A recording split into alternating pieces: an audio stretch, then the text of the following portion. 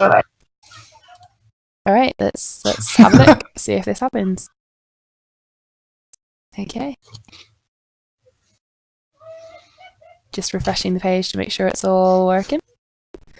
Everything all... Ah! Ow. What happened? I sure just it's got all a lot working? of loud music. Okay. Alright, well, we appear to be some sort of live. So, I'm going to stick our chat up here so that I can see if anyone joins in on the chat on the page. There we go. Awesome sauce. Okay.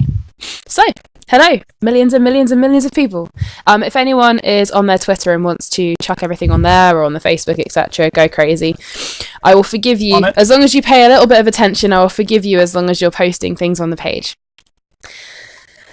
So, welcome to episode 10. It feels like such a small number considering you've been doing this for such a long time, but when you consider that means 10 weeks worth of it, I'm sort of saying, well done, you've made it. I was going to say none of you have died, I'll take it back.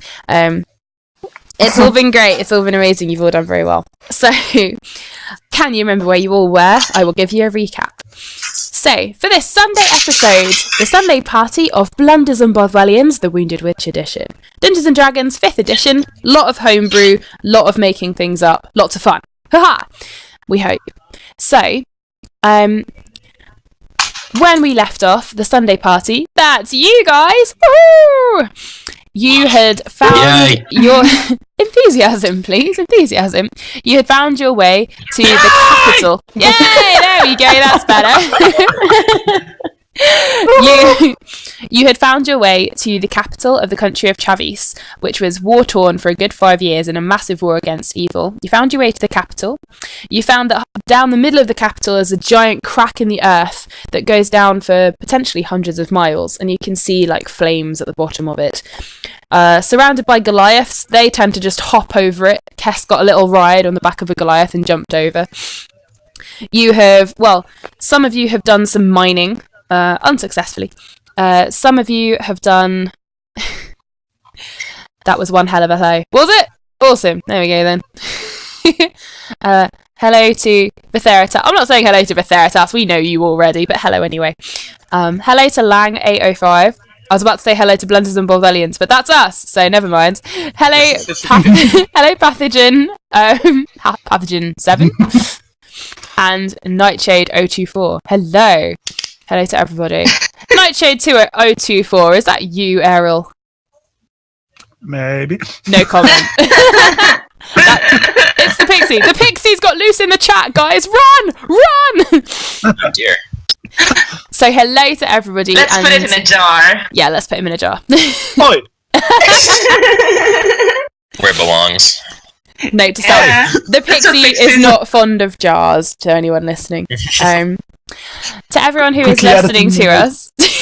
To everyone who's listening to us, welcome to the madness. We will occasionally ask the chat for input and ideas, and at some point much later on this year, we're going to do a charity fundraising D&D session where we try and go for something like 48 hours, and we're going to be inviting people to give us ideas and join in, and if you donate, then you can give us ideas. You can play an NPC, you can give us an idea for things that are going to happen. The crazier the better, and you can do more than one. So more on that to come, because it's still being sorted out and decided, so it won't be for a while. And also tonight, any ideas, the chat is down the side. I will see it, I will read it, I will note things down. If it doesn't happen right away, it's because, well, it might happen. Oh, he doesn't believe in you. That's not fair. Poor Tinkerbell. So, you guys are in the capital of Rogg. You have done a few bits and pieces. Yesterday, well, the couple of you went mining to try and look for some gemstones. Talking to you, Puggy Wug.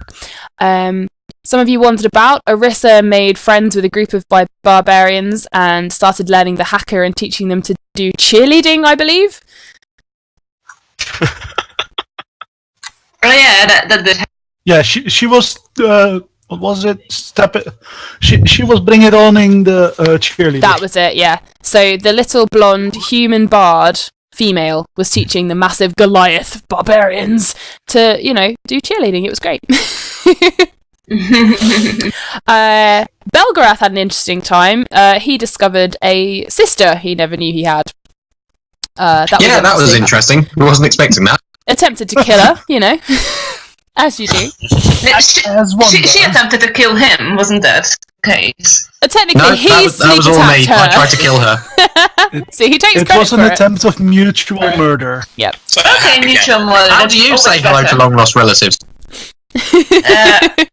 Well, I just don't like my... It's a good way to be, Cass. Don't worry, I would have reacted the same way. Yeah. Not have stayed talked. Arissa seems to be having some trouble with her connection. Oh, Arissa! Yeah, every now and then Rosie just kind of goes really weird, and I think it's just me, because everyone else seems to just kind of be fine with hearing her, but every now and then it just goes really crackly. Oh no! You do sound a bit weird. Yeah, I'm not hearing anything. You sounded a bit weird to me a minute ago, Arissa. It might be a connection between the two of our computers. Uh-oh. Well, at least it's just the two of us and not everyone, I suppose. We can bear with it. I'm a pixie and a bottle, baby. can always Got to insult me the right way. Oh, yes. Loving it. Loving the... Is that Christina Aguilera or Britney Spears? Can't remember. One of the two. Christina Aguilera. Was it? My pop music knowledge is very limited. I think I did quite well to narrow it down to just those two. To the bar to find out that stuff. So, Airril, in the capital, you were looking for some people. Unsuccessfully for now, but you can keep trying, that'll be fine. You can see what happens. And Kess came up with a cunning plan to rid herself once and for all of the pesky sword that Pug has got, which makes everything light and fluffy and happy. And It's horrible. It needs to be destroyed. It needs to be destroyed. Straight away. Hate it. All of it. Yes. Exactly. Yeah, what did she do? She unleashed an army on it, right? Essentially, she went to she found the king, the old king of the country, Chavis, who was a bit defeated because he's lost both of his children in the war, and she convinced him very well. She convinced him that this guy called Pug has this sword, and the dark evil stuff is really, really, really interested in having this sword. So if you get this sword, then you could probably make some sort of deal with the bad stuff, and then you can get your children back. And for some reason, he was convinced. Well, it makes sense, doesn't it? In that small little world, yes, it makes absolute perfect sense. So yeah, that was what you guys all got up to. You were hanging out with your group of barbarians, except I was going to double check before I wake you up in the morning. Belgarath, did you want to spend the evening talking to your sister and then go to sleep in her camp, or did you want to make your way back and sleep with everyone over here? I guess I'd probably stay there if we're staying up talking and stuff, and I mean, I don't really feel any strong urges to get back to the others, so yeah, I'd probably just kick there and then make my way back in the morning. Okay, cool. Noted. By the way, my notes just wrote Belgarath sleeps with sister. I didn't quite clock that until I'd finished, but never mind, it's too late now, powering through. Jesus Christ, dude. I'm really sorry. You need to post this on the Facebook group. Yeah, if anyone wants to get on the out of context quotes, we can start with those. So out of context quotes are fine, but please stay away from DeviantArt because that is not okay. But where else would they send our fan art? Yeah. Exactly. Yeah, into the fires of a bin. We do need fan art. Anyone who would like to do us lots of fan art. Don't put anything on the internet. Crazy things will happen. This is very true. Your life thing is up. But when I have a bit more time after College of Wizardry, I will do something. Please do. It'll be amazing. Nice. Okay, so you guys ended up going to sleep fairly quite late because Arissa was singing and keeping you all up with her cheerleading and things. But eventually you all found sleep in your little group around the fire. You had some of the barbarian Goliaths who were hanging out with you guys. You had the leader called Tum Tum and his second in command, Fedi, and they were hanging out with you guys as well. So they're sort of nearby you. So I'm going to say, unless you want to stay awake for anything particular, you needed your sleep anyway, so you'd all feel fairly comfortable going to sleep. If anyone wanted to take watch, they could. What do you guys think? I think we're safe enough here. I don't really think we need to be taking any watches. Well, I'm not even there, so... No.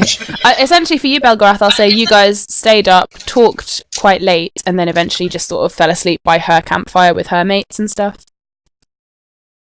Righto. Is there a place high up and hard to reach where I can high up and or hard to reach where I can go to sleep? There isn't. I mean, there's probably some very, very thin sort of gnarly trees, literally maybe just one that you could find. Yeah, that stands out. I'll find a place where I'm where I hide a little bit before falling asleep. Okay, noted. Okay, so you all find sleep, you have some dreams, and we start at around 4:30, 5 o'clock the next morning with Puggywug. Hello. Hello. Hey, Puggywug. So, you awake. Wait, do I have... wait. Did I have to wake up early? No, you didn't have to, no. You set things in motion and you gave a description, and that was what was going to happen. Okay. And you were in a different, just so we remember, you were in a different form, weren't you? So you'll be asleep back in your normal form, so they won't even recognise you now, will they? Yes. Awesome. Okay, cool. Noted. Oh, God. Okay.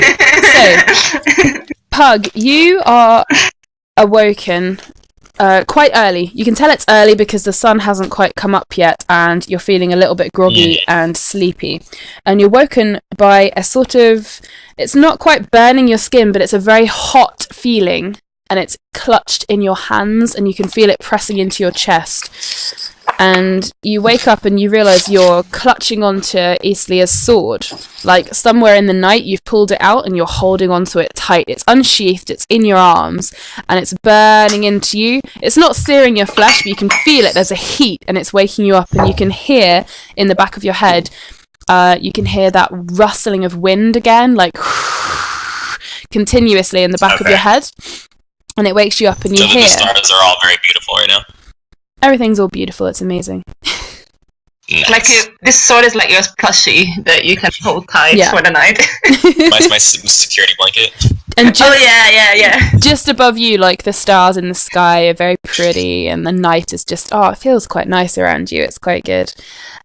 Subtly in her sleep about... That all changed with the Firemation attack, right? About 20 feet away from you, Kess almost instinctively rolls over to have her back to you in her sleep.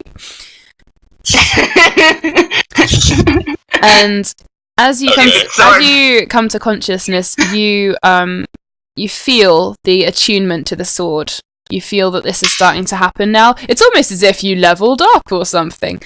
You've got the notes. You've got the notes I gave you on the stats of the sword, but you hear the familiar voice coming through the sword in your ears, and you hear it over the wind that's getting slightly stronger now as you sit up and you start to pay attention. You come conscious, and you hear a voice, and she says to you, "Will you do the ritual with me, Pug? So we can finally unleash the power properly." It's happening! Gotta say, this is a very seductive sounding goddess right here.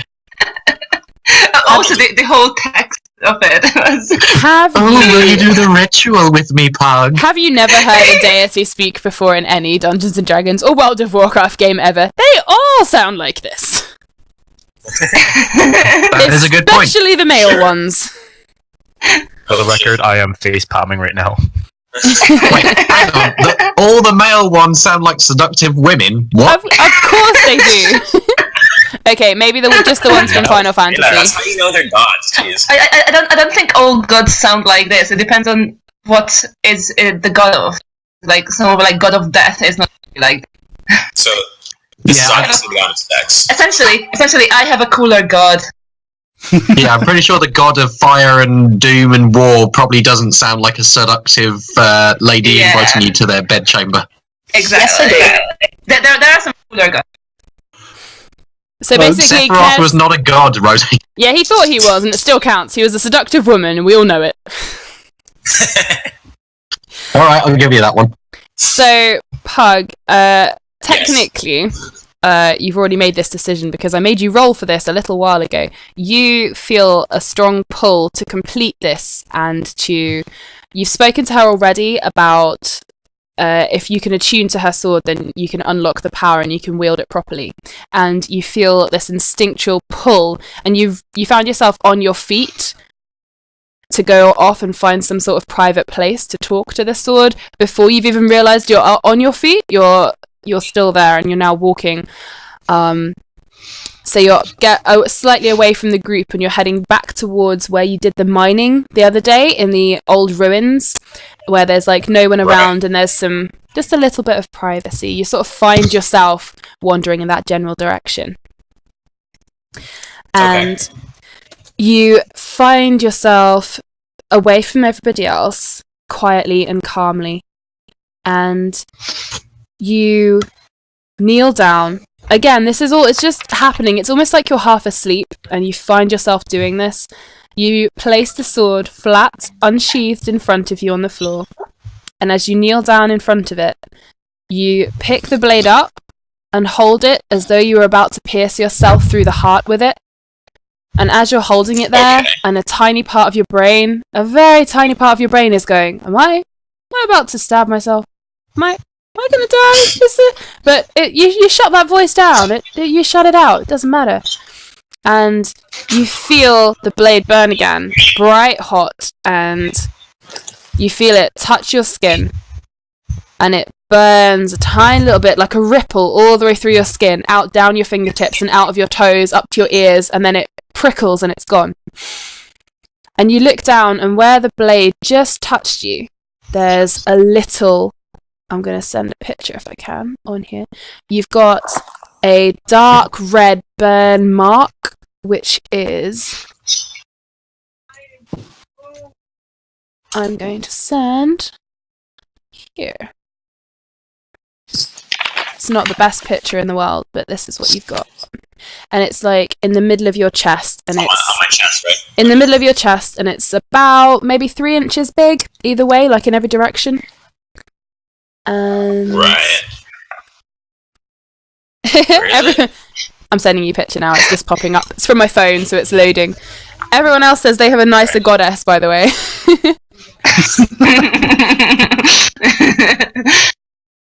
I mean, only one of us doesn't want to kill everyone. One of our gods don't want to. Yeah, doesn't want to. You have the lamest goddess out of all of us. There you go. Oh, I have a little heart. Aw. Oh, it's obviously Exactly, twisted. lamest goddess. It's obviously twisted, so it's the right way round, obviously. So it's an actual heart, not like a random sideways heart. You, the original OG, with your Final Fantasy level up theme, and you're pulling out the Sinister Master Sword theme. See, to me, I just hear shang. That's the pulling the sword out. It's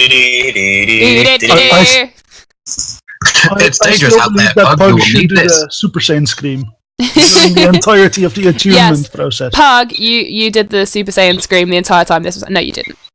No, it's gotta be private. This is an intimate moment between my god and I. Exactly, a very private moment.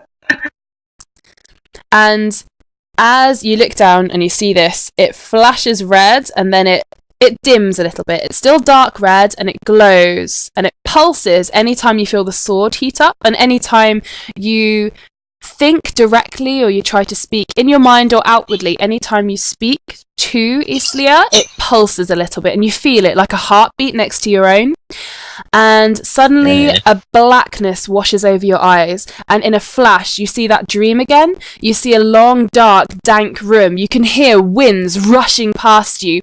Everything is like almost like static on a telly. You're surrounded by wind, but it's not blowing you. It's like it's outside the room you're in, but so close, and you can hear it battering around. And you can see down the end of this room, you can see hobbled creatures just out of sight, dark, hobbling around and walking. And you can see lying in a gilded cage, you can see the shape of a woman lying, and you can hear this voice, and again it says to you, "Pug, please, come and rescue me. Be my champion. You have my sword. You have my power. It is up to you now. Free me, Pug." I will. I pledge my being to you. Sweet, noting that down. I mean, well, within reason, but. Did you tell the goddess that about within reason? Oh, goddess, can I please add a footnote?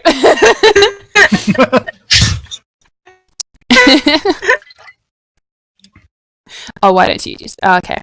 Sorry, I'm just reading all the comments. I feel like I made a horrible mistake. No, you didn't make a horrible mistake. It's amazing. So,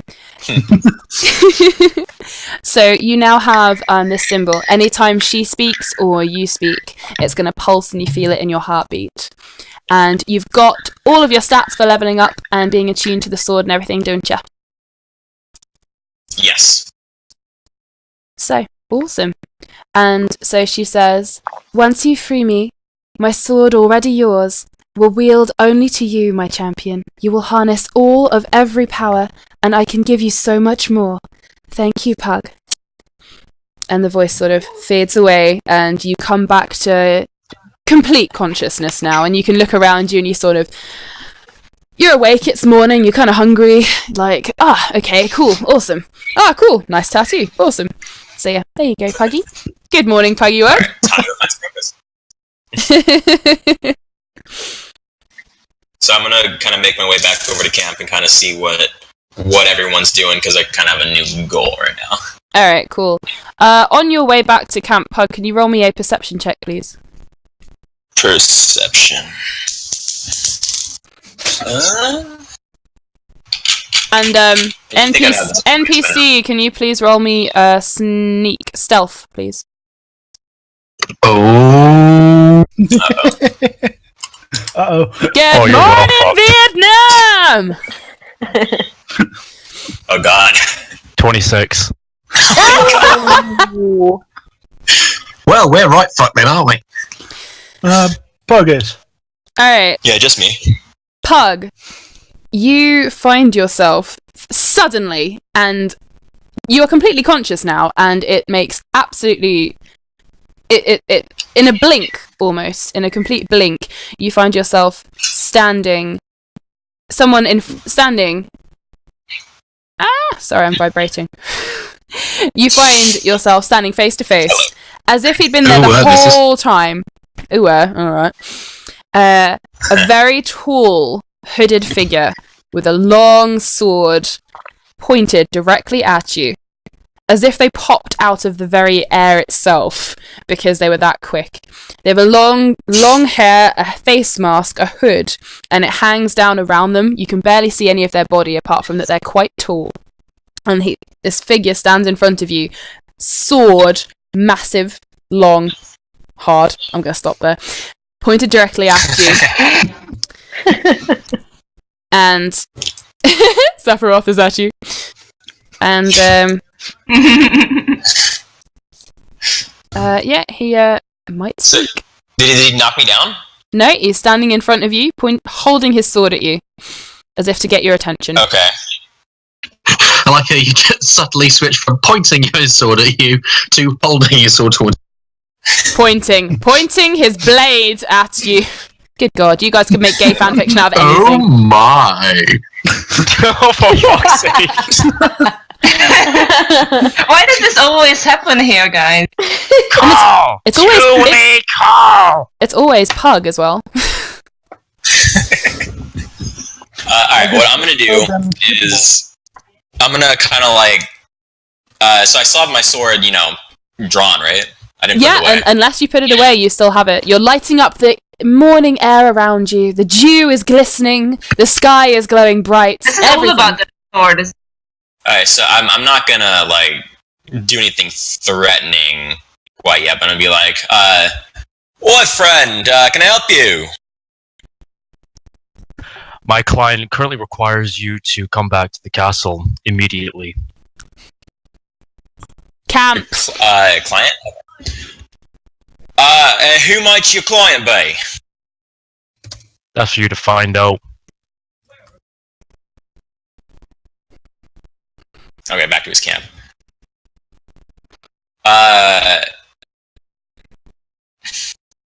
Alright, let me go see... Let me go back to my camp real fast. I got some business to attend.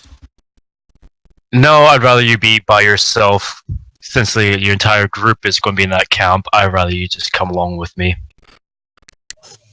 I'd rather I not go by myself. So I'm gonna stop by my camp real fast. And I'm gonna try to, make a move towards my camp. Okay. You're right, never alone. The total opposite of forever alone. I pledge allegiance Never to the forever. sword of the United Guild of Swordiness. Okay, so, what's your response to this? You can ask if you need pointers, but otherwise go for it. Oh, sorry, I didn't actually hear what you said. What did you say, Pug? I said I'm gonna go back to my camp, because I'm not gonna be alone, and I'm just gonna make a move. Go to the camp. Okay, I guess I'm going to take it there forcefully then. Uh-oh. You can try. NPC's gone rogue! NPC's gone rogue! Alright, cool. What you gonna do? Do we roll initiative, or...? No, if you're just going to try and walk past him, he can do a attack of opportunity, essentially, as if you'd stepped away from combat. So what do you want to do? Do you want to halt him? What are you going to do? I didn't know we were in melee range. He's got a very large sword. Okay. So me, I guess... Okay, so I'm gonna can I cautiously walk around him, see if he attacks? Okay. Are you going to attack? He's not. He's just saying, no, you can't, so I'm just gonna cautiously walk around him. Call his bluff, almost.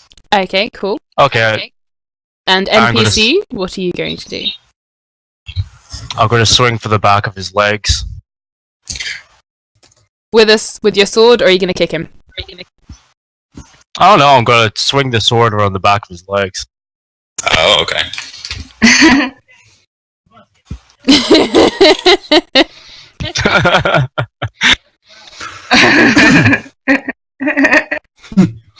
Very similar, but he's got a hood on, so you can't tell. It could be Sephiroth. It might be all your dreams come true.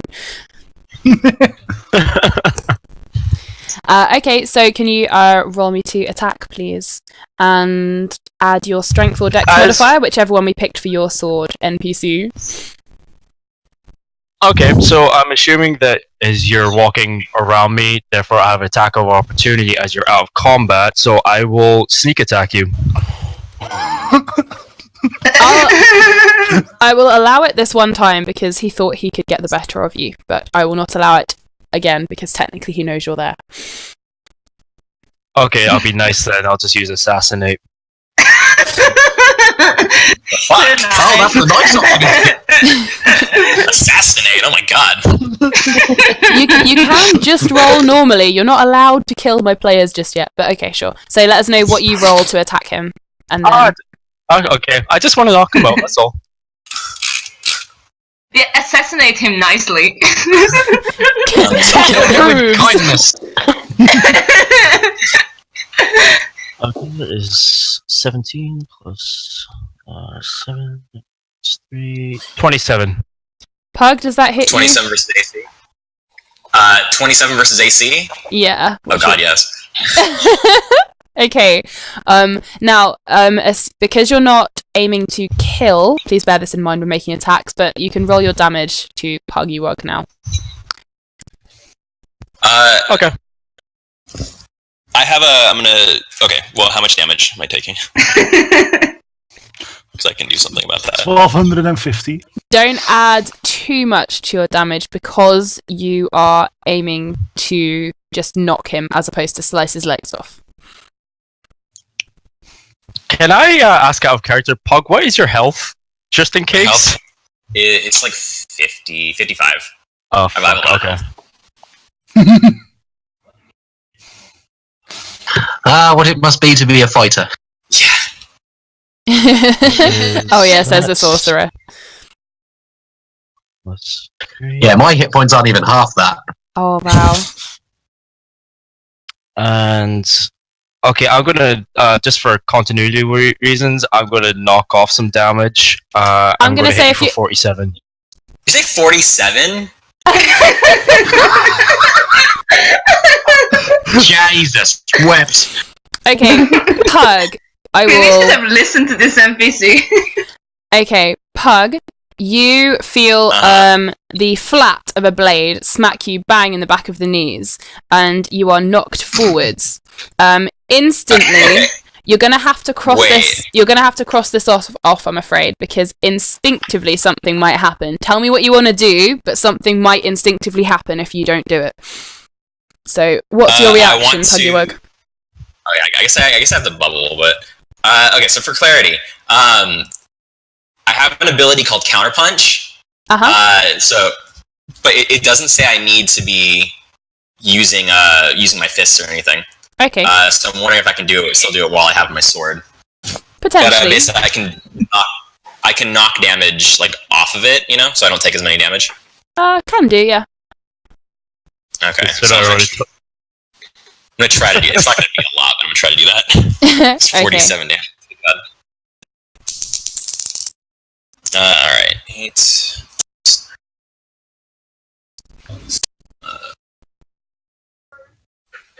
So I'm gonna knock off 14 damage. Okay, cool. And also instinctively, and you'll have to knock this off for the day, because normally you'll choose this. Right. The bubble will automatically come out of your sword now and come around you. Mm-hmm. So NPC, can you make me a strength check, please? Okay. How much damage did I take? So 47 minus 14, so... Ooh. Okay, let me do the math real fast. 47 minus 23. 23 damage, okay. No. Oh, that's what you rolled, is it, for your strength? Strength check, yeah. Okay. Okay. NPC of hoodedness, you are blasted with a force field of magic from this guy you just smacked in the back of the legs, essentially. You're not quite sure where it came from because he hasn't turned around yet, but essentially you are not knocked off your feet, but you stagger backwards about 5 feet, and it's like, whoa! Right bang against you, and it's sort of like pulsing around him now. Okay. It disappears again, but it just it blasted out, and now it's gone back again. So it's disappeared now, but it went poof and came back. Pug, you can. Did I take the damage? You took the damage, yes, but you can now stand up, and it lifted you up back onto your feet and blasted away anyone who was within about 5-10 feet of you. All right, this isn't gonna work, but I'm gonna try to swing at him with the sword. Okay, sure. You can try. Yeah. Okay, so strength. Let me.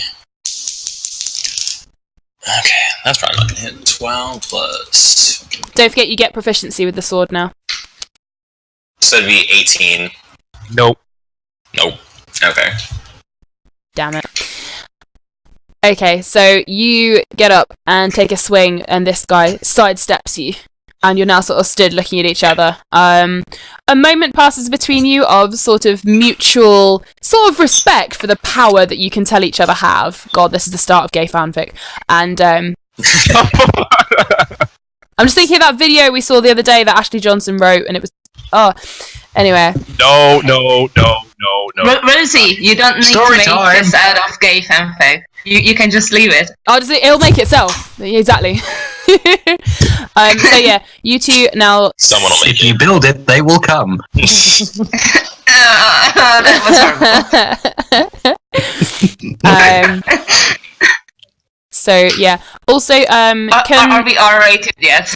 yeah, we are obviously. Can everybody else please roll me a perception check? And while they're doing that, you two, you're stood sort of looking at each other, mutual respect because you've both got quite powerful weapons. Fucking hell. While everyone is rolling their perception checks, what do you two want to do? I'm simply going to say to Pug, are you going to come along now? Or do we just have to keep going at this? I come with you. Okay. I just Oh tap. god. Okay, I'll just tap him on the back of the shoulder with my hand, and You can't Not tap because him in the you're arse, in 'cause front. that You're in might front go of there. him.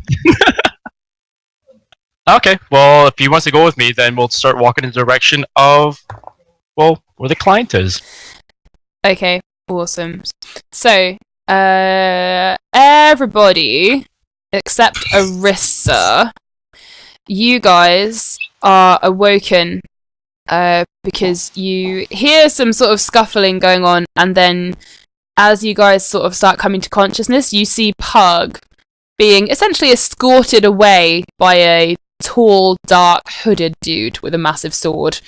And Arissa, you are still asleep, dreaming of chipmunks doing salsa dancing and cheerleading routines with Goliaths, flipping them up and catching them. And then every so often you get a flash of... Actually, Arissa, roll me a charisma save. Okay, what the fuck just happened? I heard you're dreaming and then nothing else, really. You're basically dreaming the sort of dream that you usually dream. But can you roll me a charisma save, Arissa? Because everyone else woke up, but you didn't at this point. But can you do me a charisma save for special things for you?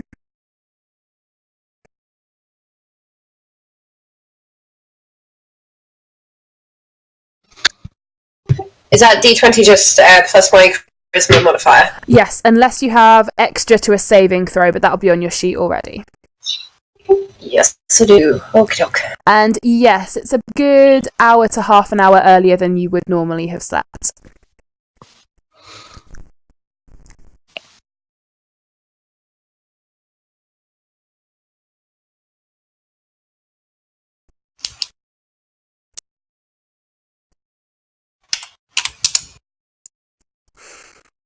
Okay, 16. Okay, Arissa, you dream of Tum Tum and all the rest of the Goliaths that you were teaching to do the cheerleading routine, and they're throwing little chipmunks and squirrels up in the air, and you yourself turn into a squirrel, and they throw you in the air, and you do the star jumps, and you land on the ground, and then you teach them some more, and just for a second, as they start throwing more squirrels up in the air, you think you see Varric's lifeless body get thrown up and caught, and thrown up and tossed and caught. And you're... Why would you do this? Oh, damn. This got real. And then it's chipmunks again and squirrels, and the moment passes, and you, for a moment, you feel horrific, like you've just watched a horrible scene in a horror movie, but then you snap out of it, like you've suddenly changed the channel and you're back on a romantic comedy again, and you feel okay.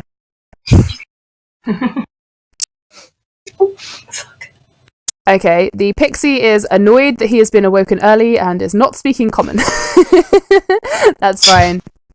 So everyone else, you've awoken to see Pug being escorted away by a dark hooded stranger. What y'all wanna do? He is sort of within about... It looks like Pug has a new friend. He's within about 10 feet of you because they're walking past to get to where the king was, where you met him, Cass. Being This looks escorted like away Pug or made being a new dragged friend. away? He doesn't look entirely happy with the situation. He's not being grabbed. It's too far for us to... No, he's within We 10... have eyes. He's within like 10, 15 feet Did of he you. grab me or something? Where am I? You would have come looks back like to Pug the made a new camp by friend. this point. Say again, sorry. You wouldn't have come Looks back like to the Pug camp. made a good friend. Sorry. Stop talking over the DM. Oh, sorry. One more Sorry. time, Rosie. Belgarath, you would have woken up having heard something scuffly because the sisters' camp wasn't too far away, and you are still in the sisters' camp. You'd have woken up. You'd have seen this. They're walking more towards you now, but you can see Pug and his friend, and yeah, the rest of you can see it as well. Arissa, you will slowly start to wake up now because your dream was a bit weird, but you haven't noticed anything yet. You can see other people looking, but you haven't seen yourself. Okay, well, if they're moving in my sort of general direction, I guess I'll start sauntering over to sort of intercept them. Ooh, please do.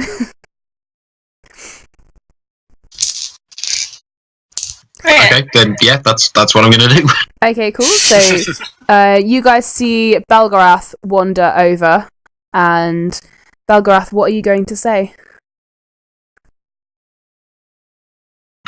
Well, I guess I'll start with morning, Pug. This a friend of yours? Oi, Belgarath, you mind fireballing this prick for me? I'll just casually look at Pug and just shake my head in disappointment. Right, I'm going to need some context here, because I'm not going to lie, I have had a hell of a day. So, what's going on here? Rosie, we're still in combat, right? Because I didn't agree to go with them. You've both still got your swords out, but you're not, like, actively fighting each other right this second. Okay, so, yeah, this bloke is trying to capture me, and I'm not okay with that.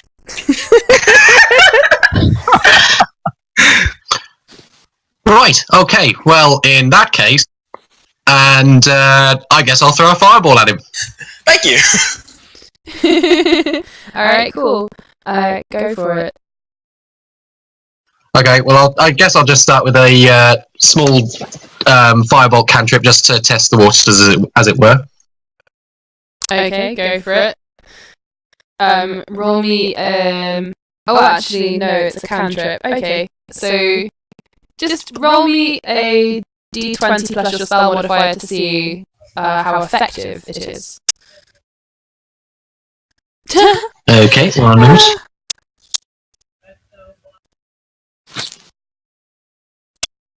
Okay, it's a 20 non-natural. Okay, cool.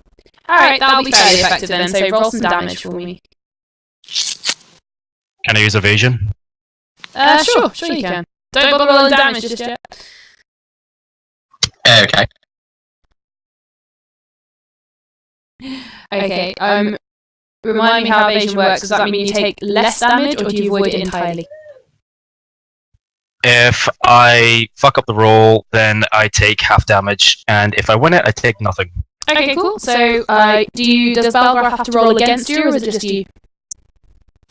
It's against his initial roll. Okay, cool. So you got 20 total, didn't you? That is correct, yes. Cool. All right. 22. Oh, you dick. He dodges the fireball. He is a nimble one. He is a nimble one. He is nimble, Mr. Bunch. Okay, so you have a fireball at this dark stranger with a face mask on and a massive sword stood next to Pug, and he sort of like moves his head and it goes past him. Well, that doesn't usually happen. Wait, it didn't hit me, did it? No, it didn't. It just sort of blasted off and poofed into nothingness. Okay, It's cool. so funny if it did. He didn't fudge his roll. It would have hit someone if he did.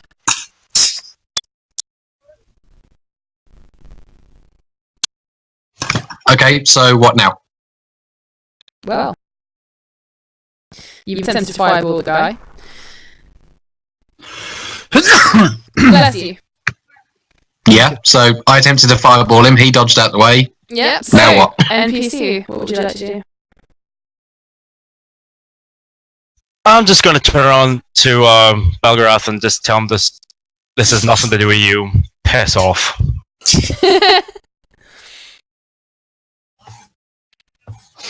Well, yes, say that, but I feel rather involved now, so Can I do another spell? Because I've got a cantrip which could be quite funny at this point. You can do. I'll also say at this point you can do your cantrip. And does anyone else want to do anything, say anything, join in, get popcorn, etc.? I'll fly over, but like stealthily. Okay. I will let you do that because you're so tiny they wouldn't think to look for you at this point. So yeah, you can fly over stealthily. What does everyone else want to do? I'll walk over just to get a close look to see what's actually going on, because I'm guessing we can't actually hear it. We just know that they're kind of fighting now. Yeah, at this point you've just seen Belgarath blast a fireball, which the dude has dodged, and they're all looking unhappy, but you can't. You're too far away to hear, but yeah, so okay. Enna's wandering. Yeah, I want to go over and see why Belgarath is throwing fireballs at this dude. Alright, cool. Anyone else?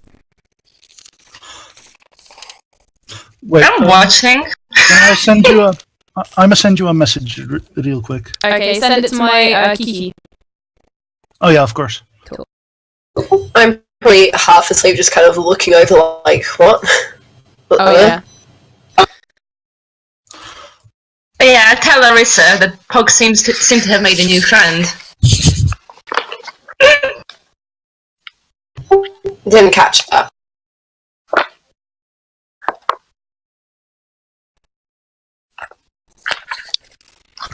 Kess tells you that There you go. Pug has made a new friend.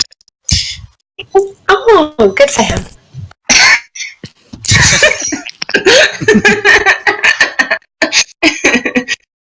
How far away are they? Can I yell at these guys to like come and help me?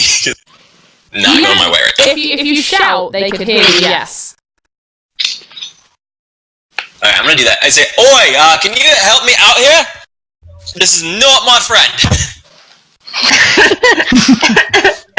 Are you sure? Yeah, pretty sure, Skiles. Friends don't usually kill one another. Yeah, he doesn't seem that friendly. And I should know I'm a very friendly person, and this isn't a friendly person. You could be mistaken there. Just ask him. Considering I told you to piss off and you threw a fireball at me.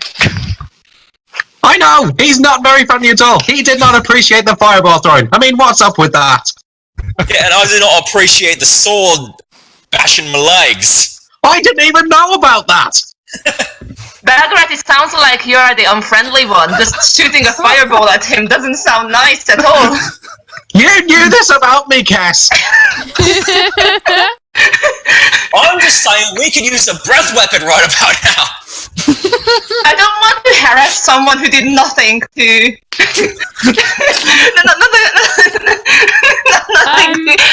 Just You hit Pog with a sword in his legs. That's not friendly. You've got to admit, that is not a friendly thing to do. Just while I didn't this is see that happening, NPC, Yep.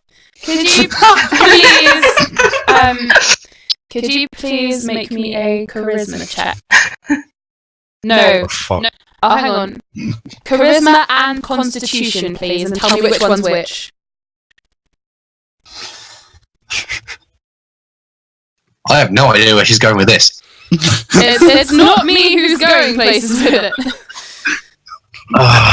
17 for charisma. Okay.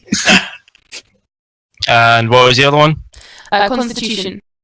Oh, for fuck's sake. 15. Okay. We found his weakness.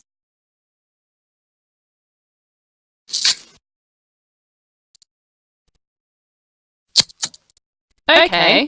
Interesting. Okay, you guys carry on. Nothing has happened just yet.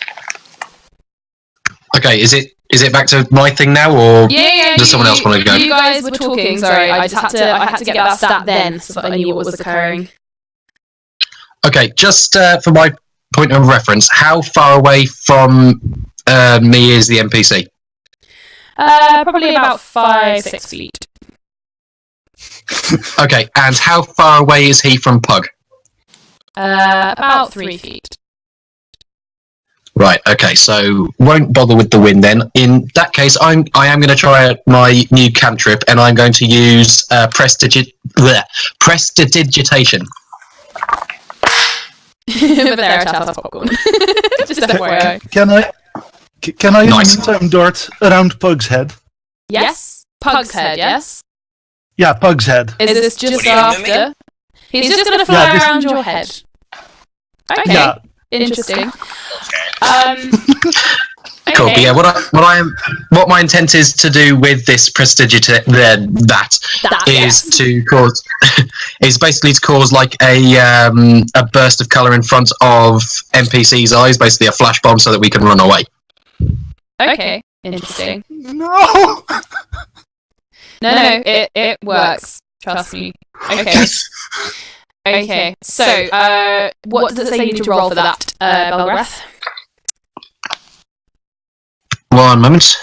It's instantaneous. I don't think it's a rolling thing. It's a cantrip. Sweet. Okay. In which case, I'll let you do Yeah, it. Does it just damage, happens. or literally it just happens? Yeah. Okay. Well, this Yeah, will work out it just quite happens. Not well. damage, it's just a.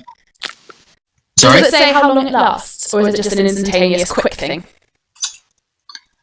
Casting time is 1 action, range is 10 feet, and it lasts up to 1 hour. So it basically lasts as long as I want it to. Okay. Within an hour. 1 second then. Also, just are you going to communicate your plans, or are you literally just going to run and hope everyone follows you? Well, I'm going to basically snap my fingers, cause the spark in front of his eyes, and shout, "Right, run, cheese it," and then run. Awesome. Okay.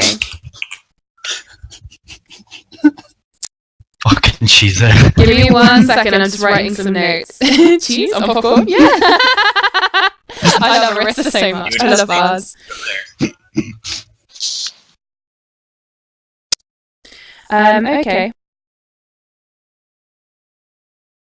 Belgarath makes flash bang. Okay. Now, NPC, I speak to you now. Okay. NPC, you notice some sort of glittery something around the face of Pug, the guy you need to take back to get your money, essentially. And just as you look at him, a massive flash bang goes off in front of your eyes. The last thing you saw was Pug's face, and he is gorgeous. How did you not notice this before?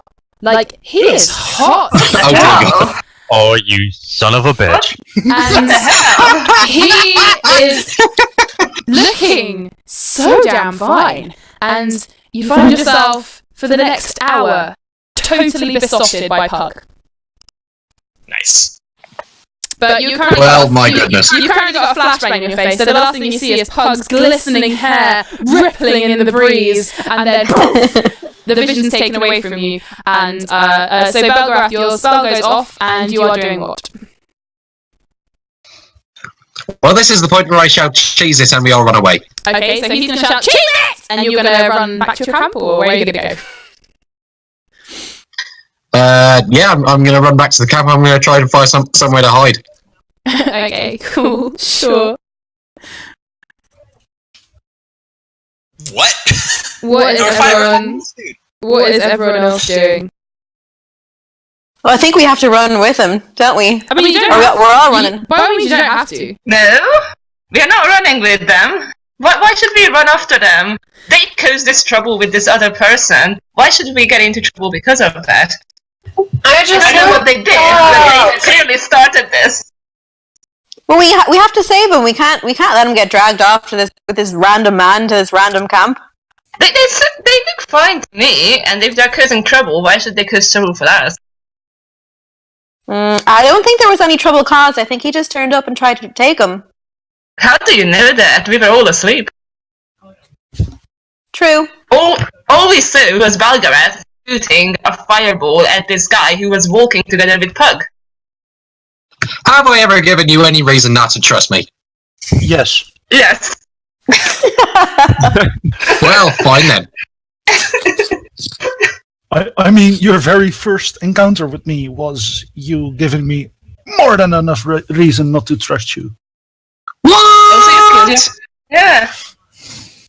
Also, you guys, if you wanted, you could dart back to somewhere near your camp and you could roll stealth checks to sort of try and blend in with the crowds and hide, because everyone else is starting to get up and get to their feet. They're walking about, they're cooking food, they're sort of, there's a lot more bustle now.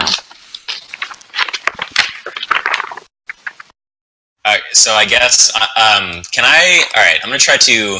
While he's still dazed, right? Mm-hmm. Or his still flashbang, I'm gonna try to, use an ability on him. I'm gonna try to use, my dirty trick ability on him. So, I'm gonna punch him, like, knock him across the face, and I'm gonna attempt to, disorient him. So he has to pass a Constitution saving throw. Okay. I hope he likes a rough glove. Okay, so what does he need to roll against you, Pug? It is 13. So he has to beat 13 with a Constitution saving throw. Okay, so NPC, could you please make a Constitution saving throw?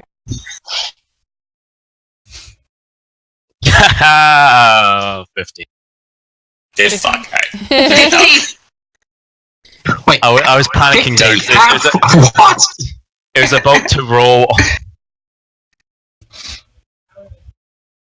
I'm gonna attempt to dip out. Okay. Belgarath, because you've moved away, are you going to lose concentration and make the spell disappear? Please do it, be so kindly. Well, it was just a flash, so it wasn't like a lingering thing. It was basically like a flashbang. Okay, awesome. Okay, in which case, you guys all peg it. Pug, where are you going to head? I'm going to head... follow Belgarath, I guess. Okay, cool. Alright. In which case, NPC, you become less stunned, the vision in front of your eyes is blurry, and instinctively you look around for this lust of your affection. Can you roll me a perception check? Is this passive or just in general? No, just in general.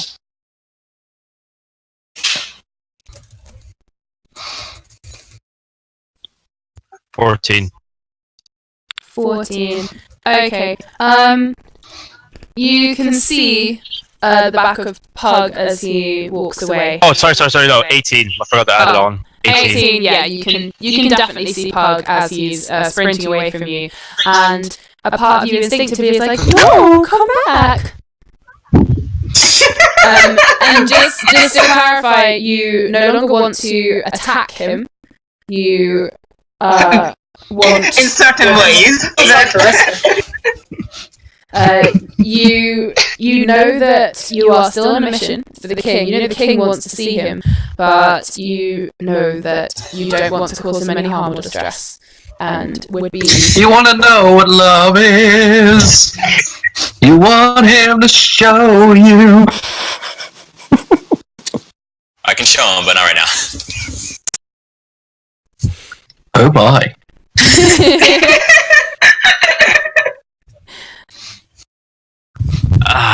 Okay. Right, so I can see him. Yes, you can see him. How far is he away? It's probably made it about 20 feet away from you by now. Okay, I shall... How am I gonna do this? Are they... Did they leave combat Yes. as they're running away? You've all left combat now, yes. And you have left combat because you are now considered in love with Pug, so you would not attack him on principle. Okay. But Belgarath is right next to him, isn't he? Still chase after him. Wait, what now? Yes. Okay, I'm gonna scream, get away from my puggy wog. Belgarath for life, get away from me! And I am going to... Okay, yeah, that's what I'm gonna do. Okay, this is I'm going to... than I could possibly have imagined. What is my life? Okay, Belgarath, I might not be in love with you, but prepare your arsehole. Oh, come on, man. I'm getting you back from that fireball, man. Okay, I'm going to, I don't care. Save my beautiful hair. I might not look as good enough for Pug now. I'm not happy with this. I love this. Right, Carry on. I'm going to dimension door directly behind Belgarath and assassinate him. Fucking hell. Okay. Is this where Belgarath starts preparing a new character? No, don't. You can assassinate him without killing him, you know. Yeah. You would know that Pug likes this person, so you wouldn't want to upset Pug by killing him, but you'd still be angry enough to want to hurt him. So you're very torn right now. But yes. Okay. So roll to attack Pug. No, sorry, not Pug, Belgarath.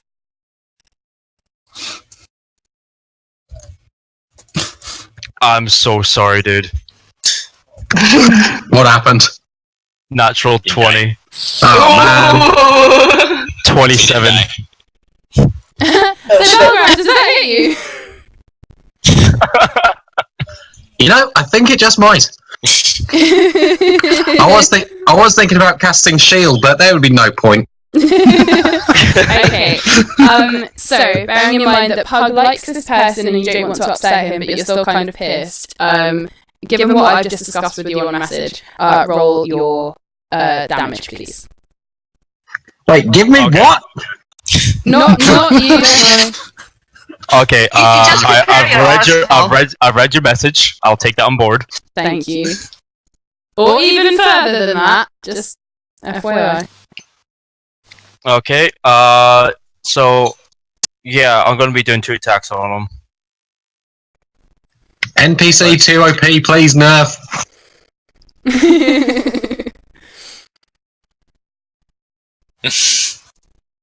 That's what I said to his mother last night. Oh. Oh, you don't know Vicious Mockery. Had to get one in before I got viciously brutalized. That's okay. To be fair, you know, if you're gonna die, you may as well go out raging. It's fine. Okay, right. Give me. Rosie, look at your phone.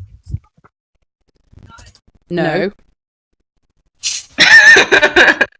You can deal with it from here. That's all I'm saying. You can take over now. No. Belgarath. What? How many hit points have you got? I'm a sorcerer. I have 22 hit points. I might have killed you 4 times over. If it's not lethal damage, it just knocks him out. Yes. Let's just say bring it down to 1. It's non-lethal damage because he knows that Pug likes you. As in... Yeah. So basically... Oh, that's a great comfort. You feel the almighty smack of a sword. Are you, because you're not going to deal, like, critical damage, are you just going to, like, smack him on the head kind of thing? Or are you going to, like, stab him somewhere where it's not going to kill him? Oh no, I'm just gonna smack him with the back of my handle in the back of the head to knock him out. Okay, Belgarath, you feel a white-hot pain on the back of your head, and then blissful darkness. Then, pretty lights! Then, I'm going to cast Minor Illusion, just for the sake of it, and then look at Pug going, you know, 2 dicks, 1 pug, time to get it on. What?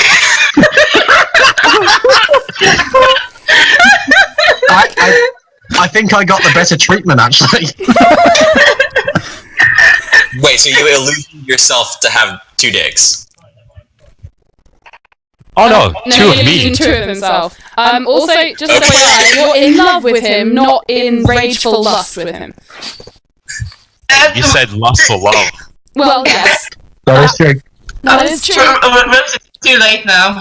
No, this is fine. I'm enjoying this too. This is great. Oh my god. So happy to be unconscious right now. Like, I wish I was. Oh my god. Okay. This game is taking a turn, guys. By the way, just to let you know, my character has no issues. If I knock you out, I will still have sex with you. I think if that's the case, your character has a very serious issue. Oh, he's fucked up. Oh god. Anybody, would you like to be saved?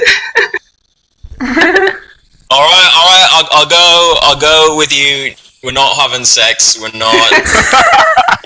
I'm not that This has it's got to stop. Okay. Then I'll say, like, by the way, Pug, unless the pixie has told you, and he's angry in the morning and can't only speak Sylvan right now, so he, you wouldn't actually know what's going on, essentially. This guy has tried to attack you now, so he needs to be in love with you. To be fair, this did cheer me up enough that I would be able to speak common again. Okay, in which case, did you tell Pug as you were all running away what happened? No. Or did you leave it as a surprise? Alright, in which case, Pug, you, in fact, the only person at the moment who knows that this has happened is the person who did it. So everyone else, you're just a bit fucking confused right now. I think we're all fucking confused right now. Wait, what happened? I would just like to say that even that in-game Airril is laughing his ass off in the air somewhere. Awesome, doing loop-de-loops and everything. Just out of reach. And Arissa is eating popcorn from her bedroll, enjoying every second.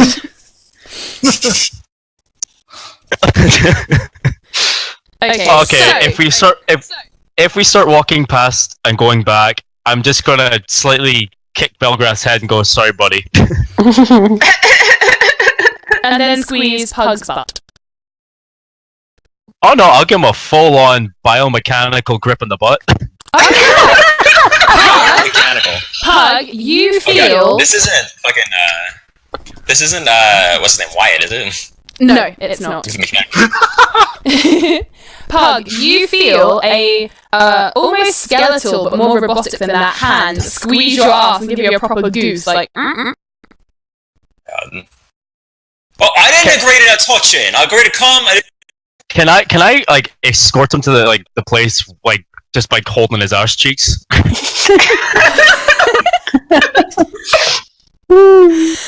Yes, you may. Alright, leaving you two like that, just for a moment. Okay, the rest of you, you don't understand entirely what's happened, but you saw that there was some sort of combat issue. Those guys ran away. This guy came back. Belgarath is unconscious on the floor. And you see this guy essentially flirts with Pug, and then Pug be like, okay, and walk off with this guy. So, what do you guys want to do? We should give him some privacy. To me, what it looked like is that Belgarath was trying to interfere with whatever was going on between Pug and this person, and then this person just made it clear that he was not okay with that. I mean, no Belgarath cock blocking. No cock blocking. Belgarath just casted a fireball out of nowhere at him. Obviously, it looks like Pug and this guy just wanted to get some privacy, and Belgarath was interfering. Doesn't that look like? Doesn't it look like to you? We should Belgarath let them was have just their angry privacy. never got the join. It sounds like you'll need a deception roll for that. Arissa nods enthusiastically. Yeah, that's exactly what it looks like. Yeah, Cass, can you make me a deception roll, please? Of course. Can I opt out of like rolling a defense for that deception roll and just? Yeah, but you and Arissa seem to just completely agree with this, so. Does that mean we should? Also, Belgarath is still unconscious, isn't he? Ariel should totally give him a roll advantage for her because he's in on this. Well, what I'm going to say is, you guys, you believe that she believes what she's saying. Whether or not you believe it, she is completely convinced in what she's saying, so you have no doubts in her whatsoever. So. Well, and I instantly believe that Belgarath is at fault, so... Extra kick in the head. He's currently the only one who's colored red, unlike my chart of people I hate. What the hell did I do to you?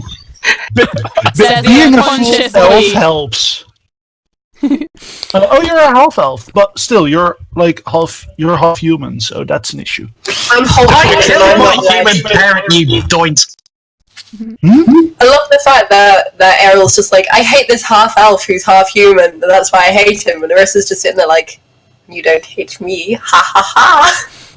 Yeah, there's actually a reason for that, which you caused yourself in the Tower of Terror. Tower of Terror. Aww. Yay! First general friends! Rosie, That's what they are, actually. Yes. could I do a quick investigation roll on Pug? What for? Wants to check out that ass. What are you investigating on Pug? Tap him down. Well, How best to, I want to see what other kind of weapons he's got on him. Oh. I will That's how it is. I will let you do that once you have reached the king. Okay. Someone private. Wait, so that investigation can't turn into a quickie? Yeah, no, thank you. Yes, please. Pug, you have I'm gonna no get say some in this. documents No, Pug, you love him, you will be respectful, you will wait until the wedding night, it's fine. I will let you roll that when you get a bit closer to the king, because you two are going to take a good 10-15 minutes to just walk back over to where the king's camp is. While you two are doing that, you guys, you're all back at the normal camp, yes? Sort of watching this and laughing, apart from Belgarath, who is sort of nearby on the ground. Not that. Have you guys just left Belgarath just to lay in the ground? I am all powerful. Okay, well, while you're all sat there... Belgarath cursed all this. while you're sat there, Enna, Yes. Enna, in front of you, there pops up, suddenly, in a poof of smoke, out of the air, pops a little half-elf, goes poof, says, Enna? Like, is it Hello. Yes. Right. Out of a satchel it's carrying, it pulls a scroll, which is sealed, and it has your name on it, and it hands it to you, and it says, for you, and then poof, disappears. And you can now open the letter you received. Yay! Oh my god, I'm so excited. What does it say? Okay. Oh, what did you get, Enna? That seems interesting. I got something special. Oh yeah, she I has, can she has hear real life opening up the props. envelope. Yeah, it's a real Yeah. life prop. Oh, that's so cool. Wow! Will I read it out? That's up to you. Okay, Enna, we hope our correspondence finds you well and enjoying the rich culture of Mercer and its finest. Just FYI, are you reading this out loud in character? No. Alright, cool. Alright, cool. Carry on. Just checking. You've been brought to our attention as one of the highest regarded jewelers and craftsmen in the land, which has not gone unnoticed. We wish to commission you with a monumental task which we are assured you can perform exquisitely. Commission request, craft 2 wedding bands for the Prince of Amley and his betrothed. Both hands must be in silver with white, blue, and green gemstones. The design and style we leave up to your excellent taste. The prince has requested that a heart be engraved onto the inside of both rings with the initials RT and AP on either side of it, as a special surprise for the big day taking place on this summer solstice in the palace of Regal. Date for completion 1 month before summer solstice to allow time for any required alterations. We include a deposit of 100 gold pieces and a further 400 upon completion. I'm rich! And delivery with best wishes, the Pike Royal Family Treasurer. Yay! Okay. Nice. So That is super fun. So in game, you see Enna looking very cheerful at something she's just read from someone who just popped up out of nowhere, hands her a letter, and then disappeared again. And it's What's that about? So what exactly did you get, Enna? If we can ask. Something super fancy that you didn't get. What's that about? It's not like I wanted it. Good, because you didn't get it. I got it. I'm glad I didn't get it. You shouldn't be, because it's awesome. No, I don't think. Well, I'm super excited. This is really fancy. You can obviously you can share it if you would like. You can share the information. If you would like, you don't have to. But you can do it. Please share it. Yeah. I'm gonna keep it to myself for the moment. I'm not gonna tell anyone what it is. At least she's not telling you about the gold. No, I don't want them to know about that. No. Not like we want to know. Oh, you do. No. Just be happy for your friend, Kes. Jeez. No. In the meantime, I But just I'm happy noticed. for Pug, though. He found his true love. Yeah. He's Belgarath. gonna need that to get his manual arsehole back into shape. Hey, guys, Jesus. Airril, yes. about Pug, Pathogen 7 thinks that like we should let the NPC hump Pug or at least a leg. I like it. I like it. Well, we need to please the crowd, right? The NPC's name may be revealed at some point, but for now, his name is NPC. Who did MP? John Doe. Do it. John Doe's Pug. Okay, so while you guys are doing that, I will nip back to Puggy Wug and his escort. Hello. So, boys, you've got about 5 more minutes of walking before you reach the camp where the king is. So, do you want to do or say anything in the meantime, either of you? Your eyes are gorgeous. And I grip his arse even more firmly. Okay, it would make me very happy if you stopped doing that. I don't know what it is. I'm usually not into guys, but damn, today, just you. Yes, all of it. I'm coming with you. Stop touching me, and I like smack his hand off my ass. Coming with me? Okay. Oh God. I think you might need a strength check to try and slap that hand off your ass. It is a firm grip. It's a mechanical grip. Okay. Straight. Where's my fucking... Okay, yeah, Cass, you can turn into the Chiefling again and follow them, and... Yeah, that's... not in front of the party. Yeah, no, obviously. you can sort of like walk away to, you know, wash your face or something and disappear. Yeah. That's absolutely fine, I encourage this. And as you walk away, you step over the lifeless body of Belgarath. Yeah. I don't kick today. Don't kick him. You were all hay this morning. You didn't kick him. It's fine. Cass is almost happy this morning. She's not going to kick. Exactly. What is Rosie, your I think- strength check? 12. Okay. NPC, what is your... Okay. 26. Pug, Right, so yeah, that's a firm no. Pug, you just gotta let this sort of happen at the moment. You realise it's probably safest to just leave this be. This is probably some form of weird torture for people. So yeah, okay, let's just and yep. Arissa and Enna are having a conversation. Should we do something about Belgarath? Someone might trip.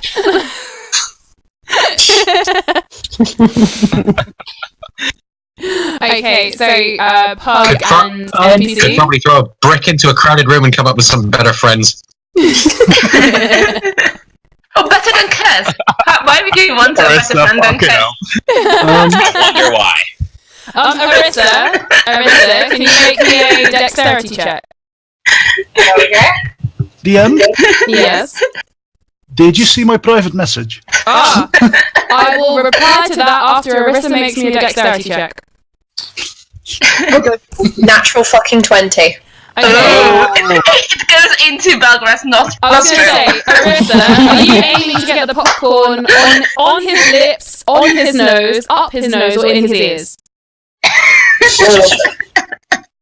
All All of the above? Yes, For all of the above. For a natural 20, I'll let you have all of the above. So it's swiftly, 1, 2, 3. You get both nostrils, one balancing on the lips, and then like one in his ear, the ear that you can see. And almost as if in victory, the pixie casts his pixie dust over him, and Belgarath's body levitates up, and is sort of level, sort of in a tree now, sitting there, still with popcorn all over him. I'm just saying, if my character is there at the moment, he'd love that. Well, he's a bit distracted with something else he loves right now, but yes. Dead ass. Yes. Oh dear God. Guys, we're only an hour and a half in. What did we do? Anyway, so... You all have to thank me for starting. Sorta. Partly. No, this is all Varric, dude. Just FYI, every single private message I have received in the last 5 minutes has been gold. Just everyone who sent me one, gold. Pure gold. Okay, so back to Puggy Wug and his lover boy. What? You've got about 2 more minutes till you reach the camp. Do you want to say anything else? I'll stare in his eyes and try and slip a finger.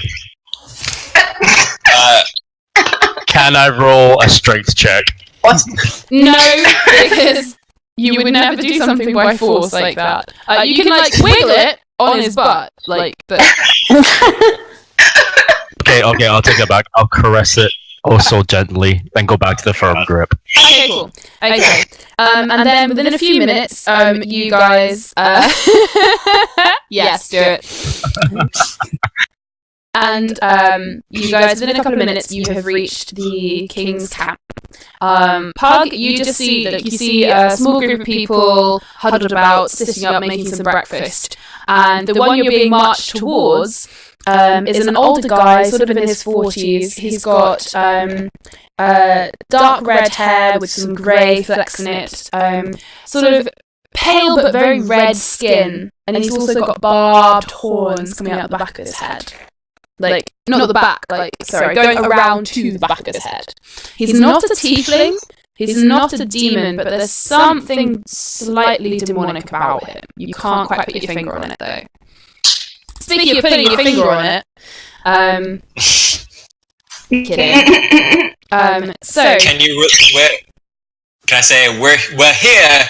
Can you release my arse now? I think the only thing that's going to release that hand is that other gold. I want the gold. Give me the gold. Okay, well, you also want the pug. But Perfect time. So, King Noma looks up at you guys and recognises Pug from the description he was given last night. He looks to you, Loverboy, and says, "This is him. Does he have it on him?" He definitely has it, but if you're talking about the sword, yeah, he does. Jesus Christ. You're strange today, Ascendus. Wait, what? He says, Ascendus apparently is his name. No, Ascendant. You are strange today, Ascendant. I'll spell that for you, Arissa, for your fanfic. Yeah, I feel a bit weird today, but I'm just kind of rolling with the punches. Punches. Well, See? Yeah, you did, yeah. as agreed, and he holds out a sack full of gold to you. Pug, you finally feel the grip on your ass released as the mechanical arm goes out and grips the bag of gold. The king motions Loverboy, and he says, Ascendant, sir, sit with me. And he motions to a seat that you usually sit in the mornings. You've been hanging around this group for long enough. You're usually on that sort of seat, and he motions for you to come and sit down. Nah, I'm good. I'm good right next to this one. Alright. You are Pug, I assume. I was made aware of you last night. You have something that is of great interest to me. Step forward, Pug. And the guy is going to stand up now, and he is around 6 foot tall. Still sort of an older guy. He looks human enough, like a sort of 40, 50-year-old human male. But again, very red skin, slightly pointed ears that are elongated, and big barbed horns. Okay. The I'm gonna say. is writing itself right now, but yeah, sorry, carry on, Puggy. I'm gonna say, what? You had me here. You sent Rapey McGee after me.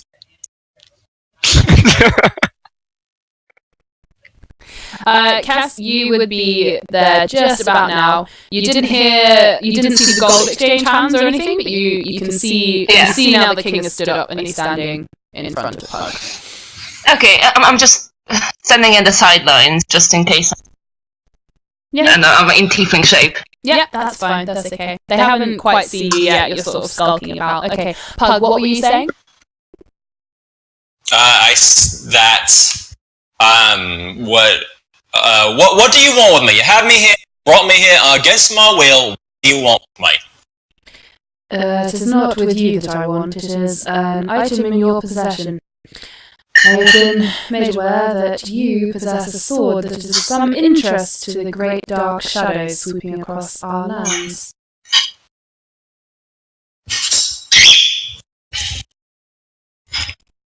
Yeah, I got a sword.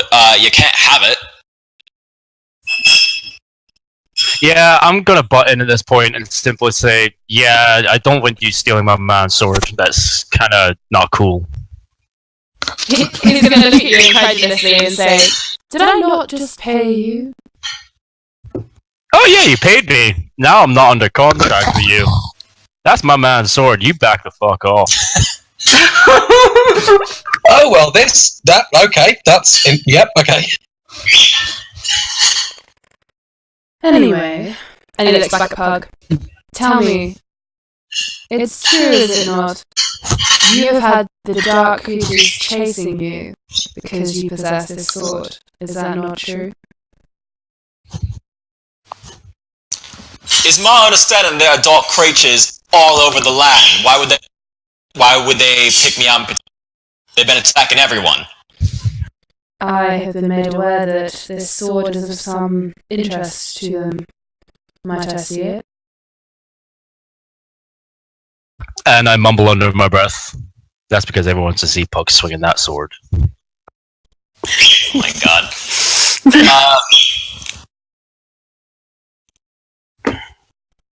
I am going.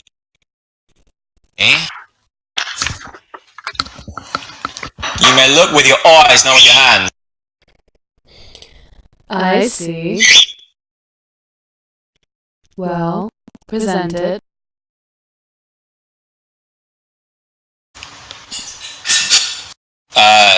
I'm holding it above my head. You can see me there. Okay, is it sheathed or unsheathed? I never really got a sheet for it. It's kind of. Okay, cool. Yeah, it can still be out, that's fine. So the sky is still fairly bright and pretty all around you as well. That's what made it easy for you guys to see where they walked, by the way, and for Cass to follow them.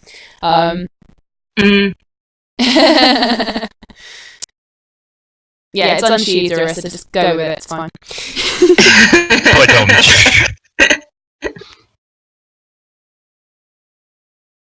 Give me a quick minute, guys.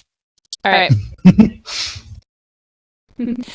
Meanwhile, what are you guys back at the camp up to? Actually, you guys back at the camp, Enna. Yes. Could you make me a perception check, please? I can indeed. With advantage, actually.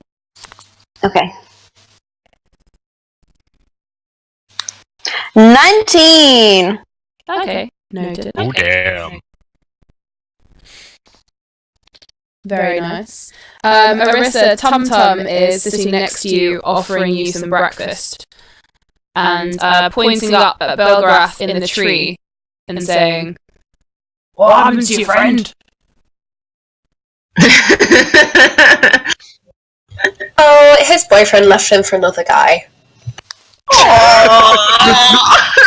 Well, that's just not burn. Is he like really sad about that then? Is that why he climbed up the tree? To be alone? Are you saying my guy is a homewrecker? Yes.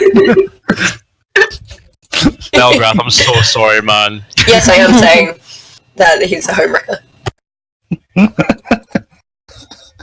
Just want to clarify for the NPC, we weren't actually together. That's just something that these cretins just came up with.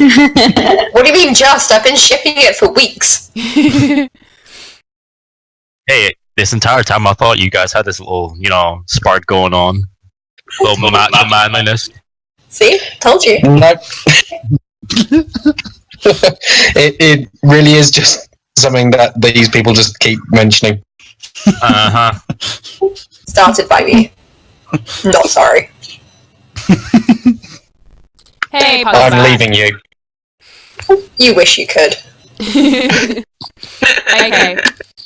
Puggy is back. So, I will just say something to the group before I go back to Puggy thing. Enna, you had a look around. Tum Tum and the rest of the Galus sort of awake and they're offering you all breakfast. They've made you, it's like a big, hearty, plate of food, and it's really pretty good, actually. Considering they're so big, obviously they make really big portions, and you've all got a fairly decent one. Shall I make one for your friend so when he's less sad he can come down and have some? Breakfast always makes me feel better. Am I conscious, by the way? Roll me a constitution I check. think he should get some breakfast. All He right, deserves it. I shall make him some, but if it goes cold, it is not my fault. He'll eat it cold. Yeah, he will. Okay, 13. Okay, you just start to come to foggy consciousness. It'll take you another 5 or 10 minutes, and you do notice that you're not on the ground anymore. Enna, you notice something sparkly and shiny, and it's like jewels or diamonds or some sort of precious gems, just somewhere in the direction that Pug and that just walked. I'm going to leave you with that, and we're going to go back to Puggy Wug. Alright, so... Oh! Okay, so, you're in front of the king, he's asked to have a look at the sword, and then you've had it over your head, and he says, I can't see what's so special about it from up there. Could you at least bring it down a little? You can't say it's glorious, but no dark monsters on it. I'm gonna whisper into Pug's ear and simply say to him, do not give him that sword. Yeah, he's not getting no sword. I want to step forward next again. My king, if you want evidence the Dark is wanting that sword, look at his shoulder. You're dressed as a tiefling now? Yes, I look like a tiefling. Okay. And now I'm using magic for it. Does the magic also change your voice? It might do. Because she'd be a dragon normally, dragonborn, so she'd have a sort of a slightly different nasally voice because of how she looks. So tiefling, bigger nostrils, slightly different tone to her voice. If you want, you two, well, I don't know, would you two want to roll insight checks on this person? It's investigation, actually. I'm just looking up this spell. Yeah, can do. You can roll an investigation to recognize it. Can I just roll an Arcana check? That just is this magic? See if it's an illusion or not. I won't know who the hell it is, but I know something not right about it. For you wouldn't necessarily know why, because you were just commissioned to go get this guy, so you wouldn't question it really.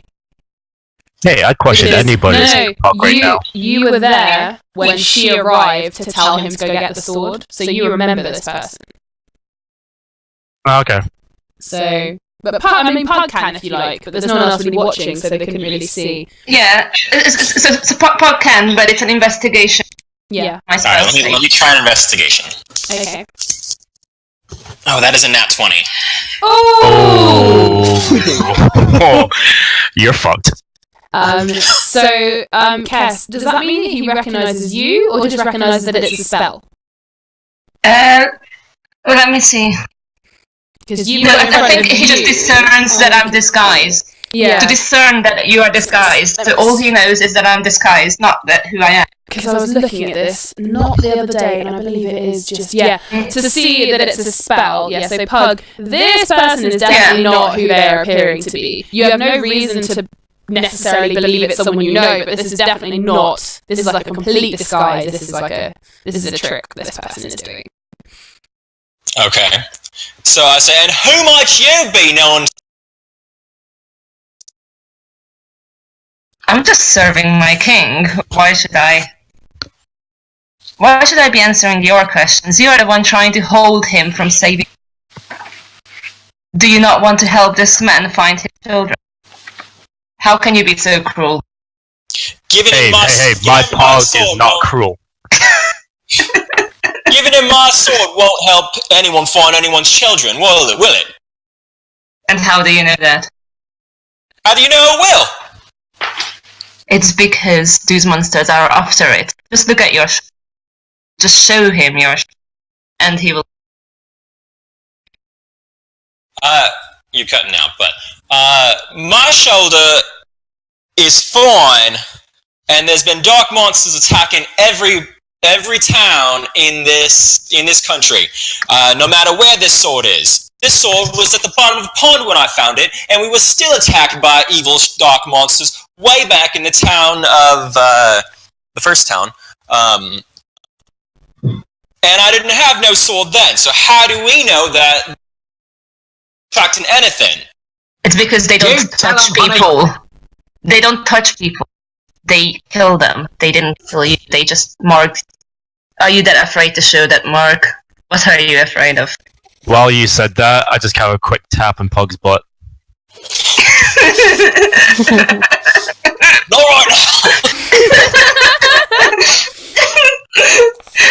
Are you that self-conscious that you can't even take a shirt off? Hey, Pug, take your shirt off for me. I knew it. Stop body shaming him. I will. Alright, I'm going to roll. Let me see something real fast.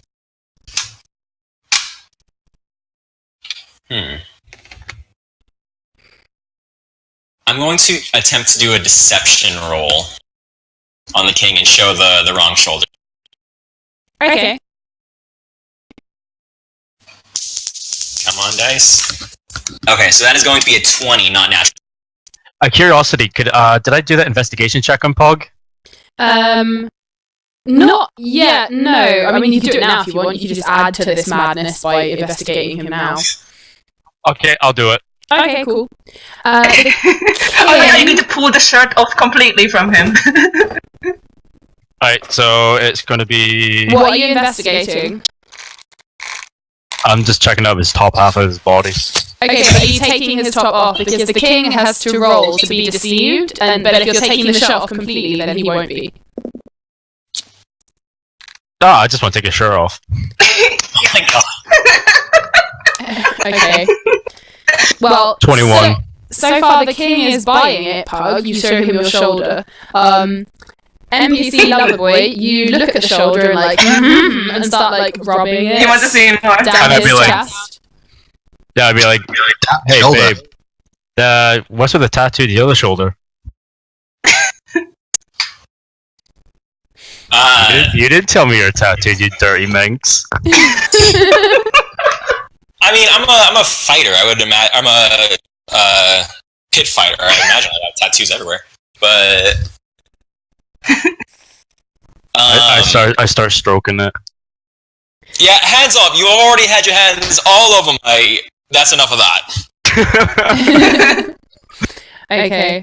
So in all this, the king hasn't been able to see this because he was deceived by you showing him your plain shoulder, and now all he sees is a man he assumed would be a sort of bodyguard for him is now caressing you all over, and he's going to look back to you, Cass, and say, I grow weary of this. I've had so many people attempt to seduce me with ideas of saving my family. Please just leave now. It is the other shoulder. he looks back over and says, "And what is it that is on his other shoulder?" The mark of the dark creatures. The ones that were trying to get... They marked once. He leans forward and has a look at your shoulder, Pug, and he says... I'm gonna cut it again and turn around and look at her going, if you're just with a king, how would you know that? I have informants. Who's your informant? Has he been stalking us all throughout our journey from what was the first town we were in? Travis? Travis. Travis is the whole place. Yeah, Travis. Has he been following us since Savis? I have many eyes all over. I'm going to spin around to the king and simply say to him, "You telling me you had another man following my man around? The fuck's this about?" Who says it was a man? Fucking better be. Could be someone else. The king is looking at Pug's shoulder now while you were having this argument, and he says, "This is a mark of evil, but it does not mean much. It merely means he has had some of his soul siphoned away." Can I make like a intelligence check to kind of like put 2 and 2 together? As in to see that it's Cass? Yeah, see like, oh, there's been an informant all throughout us. A party member. Sure. I'll set the DC fairly high for this, but sure. Pug, babe, are you suspicious of this bitch? You suspicious of this person? Do you want me to check that out? Do you want me to check that out for you? I can do that for you. I'll take that hand off that ass and bitch slap her. Pug, this is your conscience. You should totally get him to do that. Hold this person. I'm gonna have a decent look at this person. Hold her. Okay. Okay, I use Mr. Step. Bye, guys. Okay, Cass has disappeared. Where are you going to? So I guess I just it doesn't teleport me very far, but you can go 30 feet away, but it gives me enough advantage. Yeah, and then you can turn back to yourself and be back with the group if you wanted. Yeah. Okay. So you're only 30 foot away. Well, I teleport 30 feet away, but it gives me 30 feet of advantage. And you're also surrounded by groups like Goliaths and people wandering about. So I'll probably disappear behind someone. Yeah. I just disappear into a group of people. Okay, so this person disappears, Pug, and the king has looked at you and he said, "Well, I can say neither way whether this sword is of any particular use to me, but I would not wish to take a sword from someone. However, part of your soul has been siphoned away. You will not need it for very much longer. And I have to get my children back." And he's going to take a step towards you, as if he's going to try and take... he's just taking a step towards you at this point. He's trying to decide what he wants to do. And another tiefling, sort of orange-coloured, massive, hulking guy is going to step up from the a group just nearby the king. He has been listening to this, and he sort of strides over, and he's still got like a tankard in his hand. He's clearly had a drink in the morning, and he's going to say, oh, hang on one sec. I'm beeping. Too many messages! And he's gonna look at the king, and he's gonna say, "Oi! Weapons are earned, not stolen." And he's looking at the king like, you're not sure if he knows who this guy is, but he's been watching this interaction, and he's now standing, big, flamey orange tiefling, standing in front of the king, looking very annoyed. Okay, so hold on, I want to say something to the king. So you're just going to take the word of this stranger who just disappeared out of nowhere, you're going to believe them, inconvenience me going on my merry way, and you're still going to take my stuff with this creepy ass person. hanging around convincing you to do stuff. You're really going to go through with trying to take me sword? I have lost both of my children. I would do anything at all. Even something as potentially reckless and foolhardy as this. You do not know pain until you have lost everything. And I lost everything in that war. I must be returned to my children. My prince must rule in my stead when I am gone. I must find them both. My daughter, she is also missing. Give it to me. And he's going to try and sidestep this tiefling. Sorry, NPC, what? As he does that, I'm going to take one step in front of Pug as I'm standing right next to him, draw my sword, and simply say to him, "You hired me for a reason. So you should know better not to attack me. We're leaving now, and you know what's going to happen if you follow me." Okay. The king is going to say, "You what?" You fucking heard me.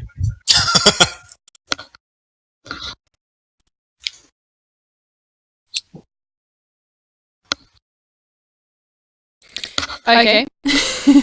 Alright. Well, now. Pug chivalrous. Yeah, sure. The king is a loss for words, and he's getting angry, and you can see his skin is all flaming red, and he is saying, "I must find my children. I must have that sword. It's a possibility." Yeah, and I'm simply as, well, this man is no longer your concern. You follow him, you do anything towards him, or me, or their group. Because it means quite a lot to him, as it seems. So if you do anything, I will find you when you're sleeping, and then you won't need to worry about finding your children again. Goodbye. I put my hand on Pug's arm, and we dimension door out of there. Oh, dude. Awesome. Okay, where are you dimension dooring to? Right back to their camp. Oh, okay, cool. Okay, well that's well over 30 feet away, so he is going to completely lose sight of you and be dealing with a flaming orange tiefling right now. Okay, so you guys back at camp, and you notice the shiny. Arissa, you are eating and sitting next to Tum Tum. Belgarath, you're you're fully conscious now, but you're up a tree. Airril, you're probably still and I'm what? Sorry, you cut out there. I didn't hear all of that. Belgarath, you're fully conscious but up a tree, and Airril is like still laughing. Pug reappears with the big guy, just teleports out of the air. Kess, are you back already, or are you gone? Still? Yeah, I would be back. Okay, Kess is sitting there. But if it took about 15 minutes, that conversation would took 15 minutes, and our travel would be instantaneous. Good point, Kess. You haven't made it back yet. Okay. But I mean, you sort of went like in the way that Kess does, sort of like, "Oh, I don't eat breakfast with you lot," kind of thing. So you know. Yeah, exactly. I got breakfast for myself. Exactly. So you're now wandering back with some form of breakfast. Arissa.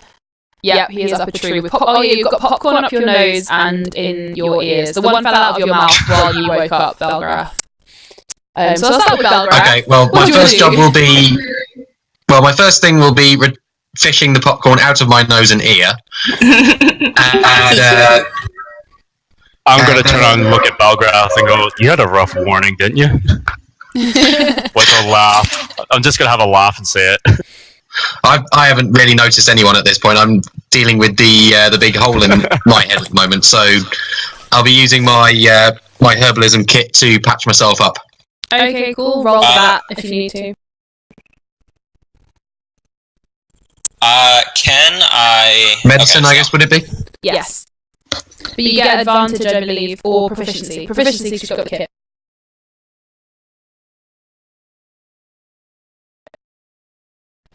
So we're back at camp now, right? Yes. Yeah, I'm fine.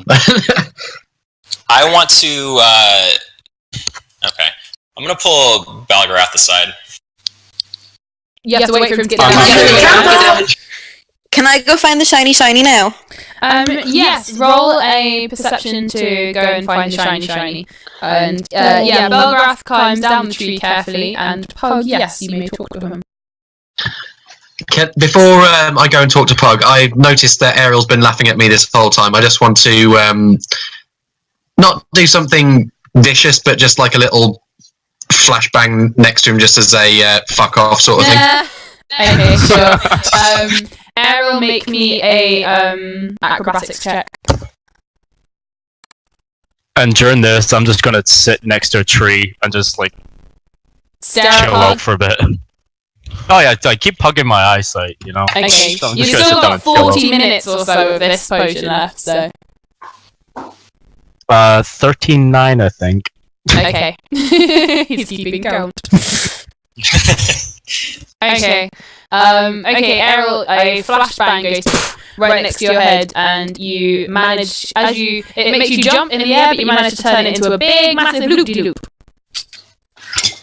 Woo! That's fine. I wasn't actually aiming for him. It was just a shot at his feet, basically. Okay. That's cool. Well, it's more to see if it surprised him enough that he sort of fell out of the air, because that can still go.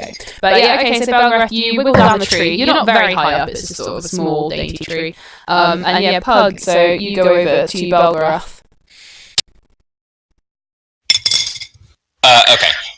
Hey, Pug, I got cracked across the head and I woke up in a tree. What happened? Yeah, while you were passed out, I assume Airril did some fun with you up the tree. Anyway, how... You're not from Traverse, are you? No, I am not. You just kind of appeared around about the same time I did, right? I guess around that sort of time. Alright, you would... Okay, so how well do you know, the other members of our party? How well do you know them? I met them about the same time you did, if you remember. I was wandering around a tavern when we met. Right. You trust them? You say you trust them? No.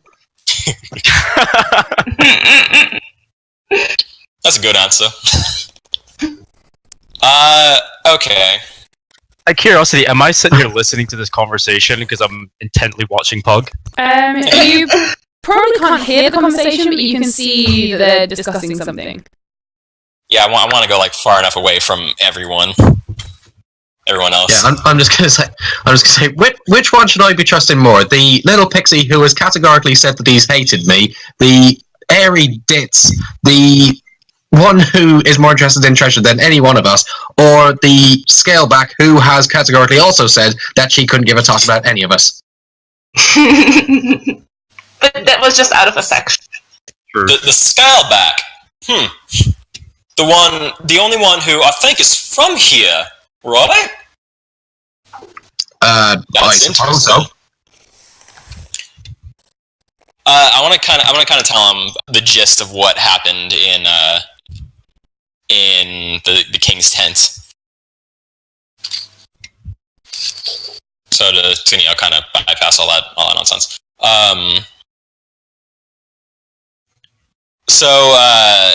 Yeah, you think it might be Kest who might be this the spy. What makes you think that? The only one being from Traverse, the only one who's openly hated everyone. What? It's affectionate! Affectionate! Sure. Well, I mean, yeah, okay. I wouldn't be surprised, but I mean, I think you need a bit more to go on before you start making any accusations. Well, it's that or one of, you know, that or someone invisible has been spying on us, you know, ever since we left Traverse. Well, I suppose that's true, but I mean, what would she have to gain from it? Please understand, I'm not believing you. I just playing the devil's advocate here. Right. The only thing she would have to gain is, you know, no lights in her eyes. Right, but if that's all she was after, she could just leave. Maybe she's been sticking with us to make sure the sword gets destroyed, or stolen, or lost, or something. It's possible, I suppose. Right. I might have a talk with her next time I see her. Well, I think if you seriously think that she is working against us, then maybe we shouldn't let her know that we're onto her. Maybe we should just play this one close to the chest. Right. Keep our eyes on her. Precisely. Okay. Alright. Good talk. I'm gonna go back to the camp, try to maybe have a short rest. But sounds like a plan. My head is actually killing me. Also, what's the deal with your friend now? I mean, is he with us now, or because I mean, I'm not too comfortable if he's going to start cracking my head open again. Yeah, I'm not too comfortable if he's going to be grabbing my ass every 10 seconds. I can understand that. Yeah, I'm not sure what this guy's deal is. He seems to be in love with me, so there's that, but I'm gonna tell him to maybe go away, I guess. I'd say maybe don't do anything that might piss him off. Okay. I've got a very thick bandage around my head that could give you a good enough reason not to do that. Alright, let's go back to camp. Good call. Alright, I want to talk to, does anyone else want to do anything? Or... Am I back at the camp yet? Yes, you would have arrived back by now, yes. Enna, I'll get to your wanderings in a second. I'll just do people at the campsite first. Yay! Actually, can I fly over to Arissa? Yes. Also, have we decided if you left your stuff, you were very enraptured by this shiny thing. How enraptured do you think you were? Would you potentially have got up and chased it? No, I think I would have been a little bit more careful than that. I took my stuff. Okay. In which case, Arissa, damn, she thinks, having not seen the last year. Arissa and I share nosiness. Okay, so yeah, you were talking to Arissa? Go for it. I just want to like generally brag about the love potion and how I did that to like the big evil guy who was angry. Oh, you're bragging to all of us about that? Only to Arissa. Am I in earshot distance of this? Are any of us in earshot I would distance whisper and hide it. I would be careful not to let anyone else know. Pixie, so I'm going to say no, not at this point. I have pretty big ears. I'm a pixie. I will give the pixie a tiny high five. Pinky finger high five!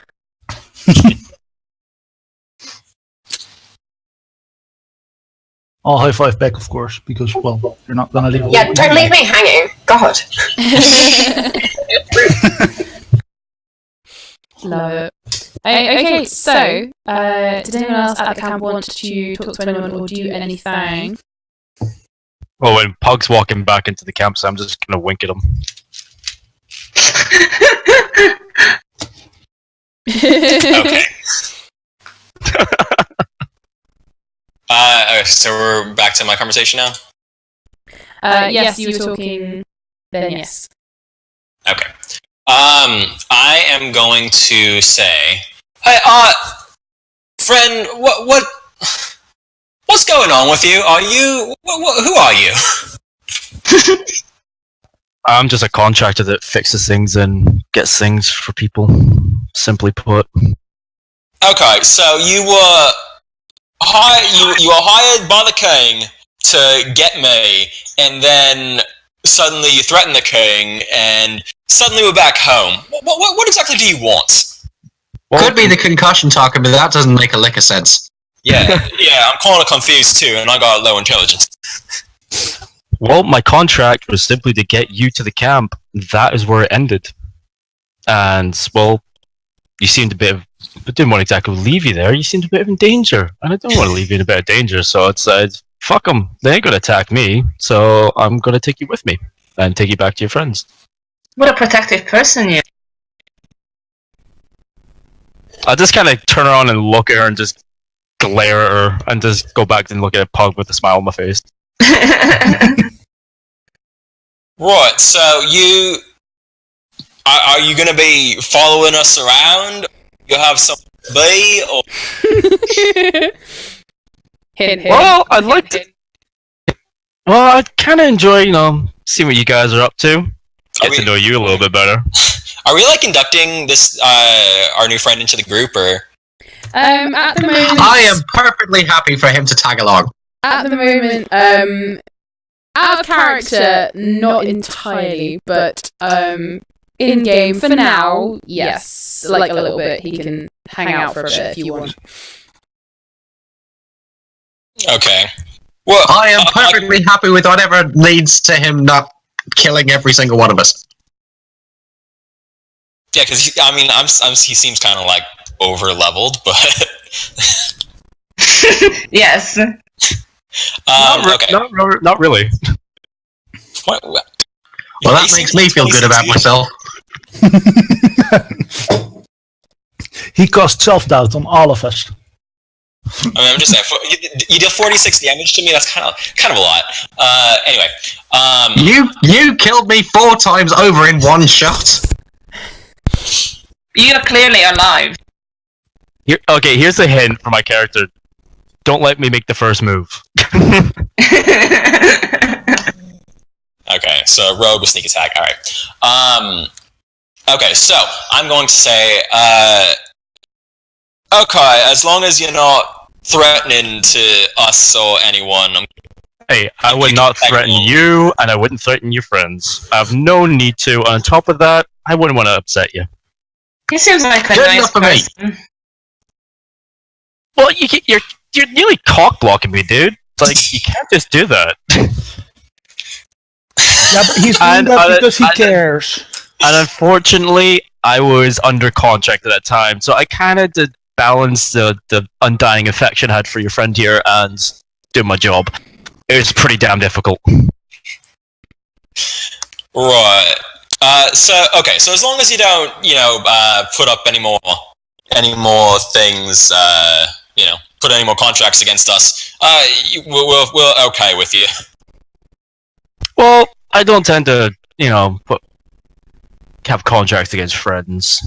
I tend to refuse those. Cool. I'm happy about that. But we're friends now. Oh, we could be more than friends. Yeah, let's leave it at that for right now. Well, for now, that's not definite. No, I'll keep on to this. And but at this point, I just kind of take my face mask off and pull my hood down and get a bit more comfortable. Alright, cool. Do you want to describe in a couple of sentences what they see? Right, well, let me tell you, if I get my fucking sheet. A couple of sentences. Pretty much, middle-aged for my kind of side, or my species of elf. Grey whitish skin, silver hair, and yellow and orange eyes. Okay. In that case, I'll fly over to him. The pixie is happy now. He knows you're not a human. And oh, Jesus, I thought... It doesn't look as if he's carrying any jars with him either. He's got some very big swords, but no jars. Yes! Actually, I have 3 jars on me. Yeah, but how big But are it they? doesn't look like that. It doesn't look like it. They're hidden. I don't see the jars, so... Oh, you can't see them, but they're there. They're probably a bit too small to have him in though, so you'll be alright. But anyway, carrying on. Thank you for keeping our friend safe back there. Oh, Jesus, you're alive. What the hell is... What the fuck? Okay, yeah, Pixie. Fairy. One of them. Pixie. Yeah, okay. Okay, sweet. Yeah, awesome. No worries, dude. Okay, and then I'll fly back and, choose a place to sit down and, rest a bit. Did I meet my sister? I feel like I've met my sister at some point. I think you slept with your sister at some point.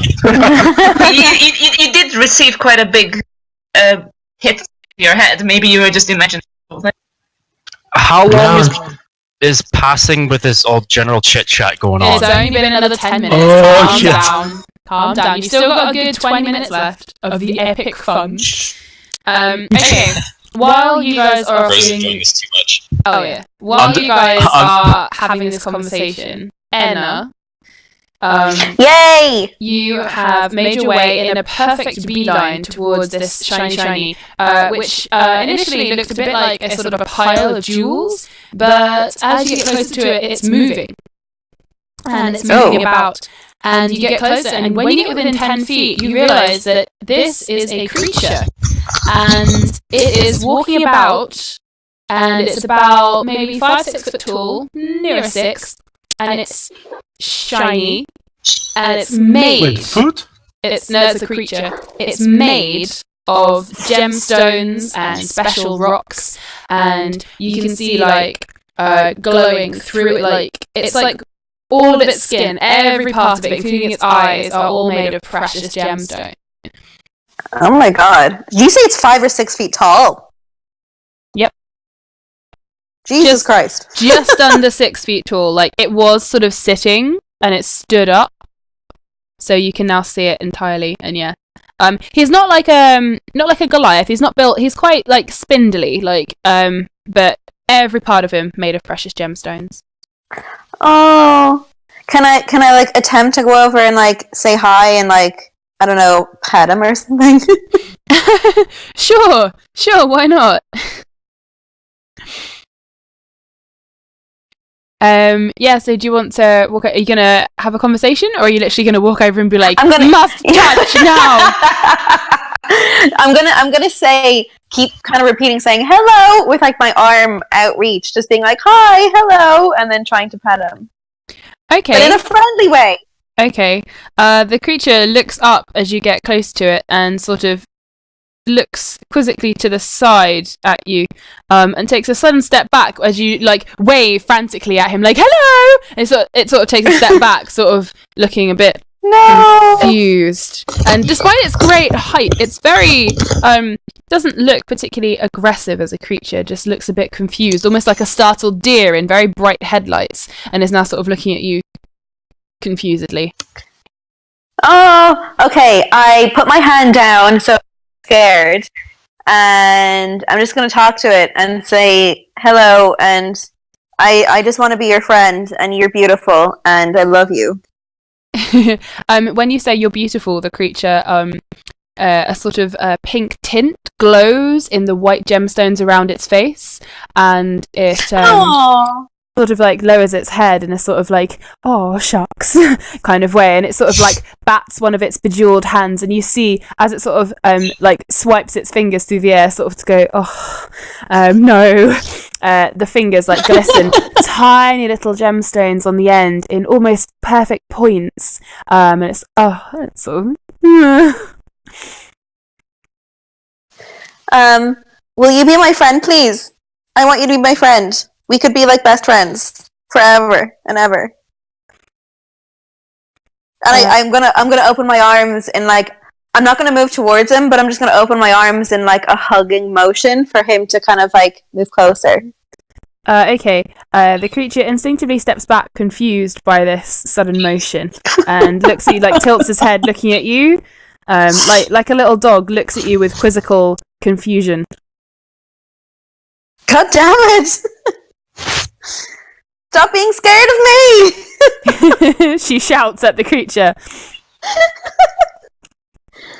Okay, I'm going to sit down on the ground, right where I am, and just wait for him to kind of be calm and come over to me. Okay. The creature looks at you quizzically, takes a cautious step forward, and then steps forward again, and sort of like goes into a crouch and crawls towards you on all fours really slowly. And then as it gets about 2 feet away from you, sits back on its legs and like mirrors you, so you're sitting sort of cross-legged, and it puts its legs exactly where your legs are and puts its hands exactly where your hands are and looks up at you. Yay! I'm resisting the urge to scream so that I don't scare it, but I'm kind of like silently screaming. Okay. I'm gonna scooch over a little bit closer, just like scooch a little few inches closer. Okay. The creature mirrors what you're doing and like scooches across on the ground as well. Oh my god, we're becoming friends. This is amazing. Okay, I'm gonna scooch as close as I can and then try and put my hand out again to like touch him. Okay. Make a animal handling check.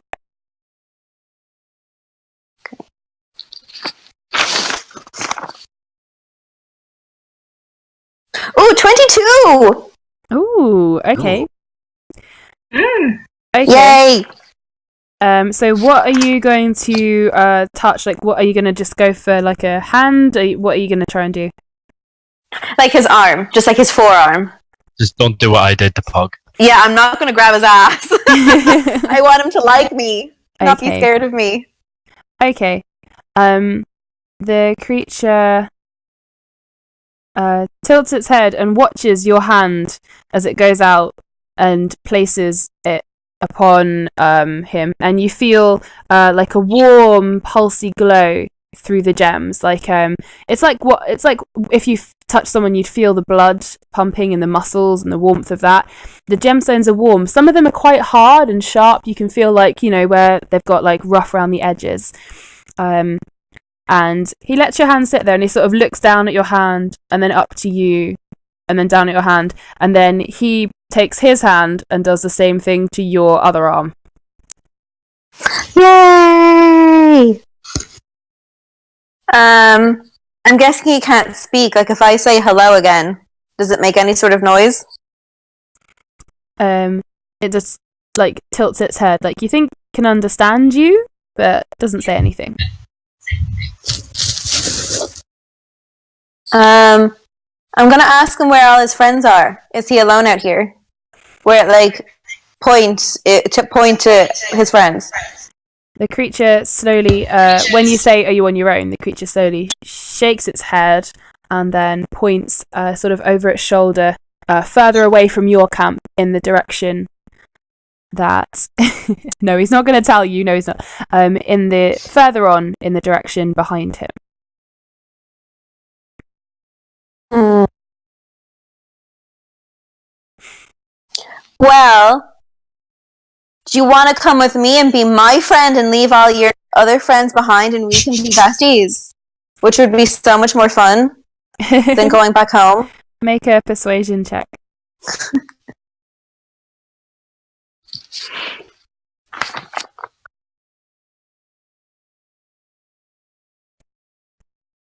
Oh, 12. Okay. The creature ponders, like he looks like he's thinking.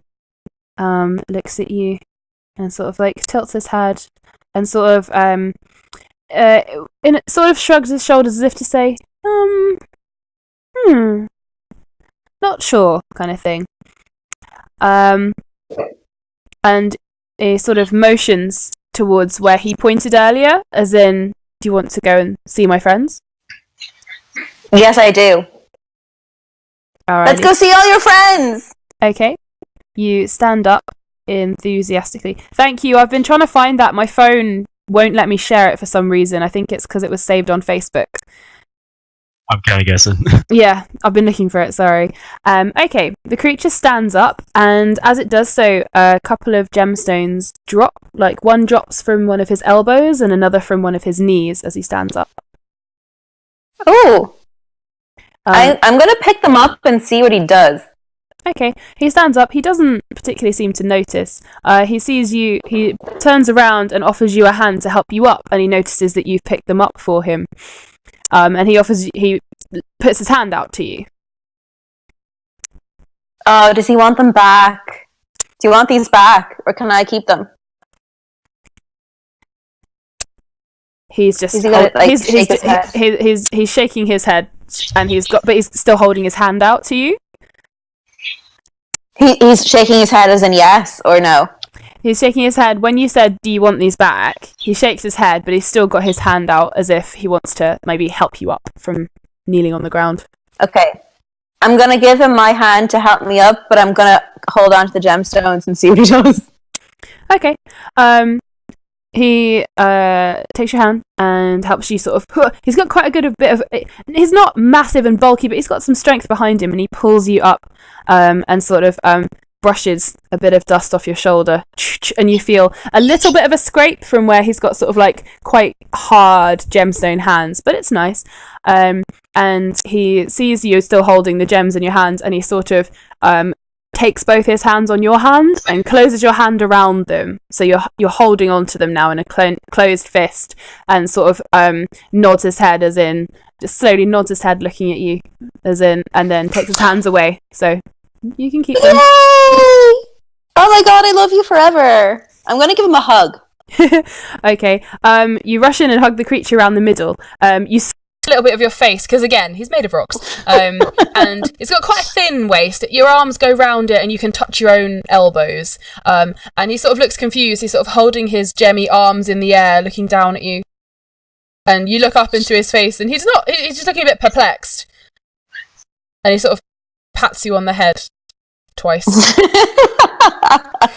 I think he thinks I'm his pet, but he's really my pet. Aha! Relationship dynamic. Okay, let's go see your friends.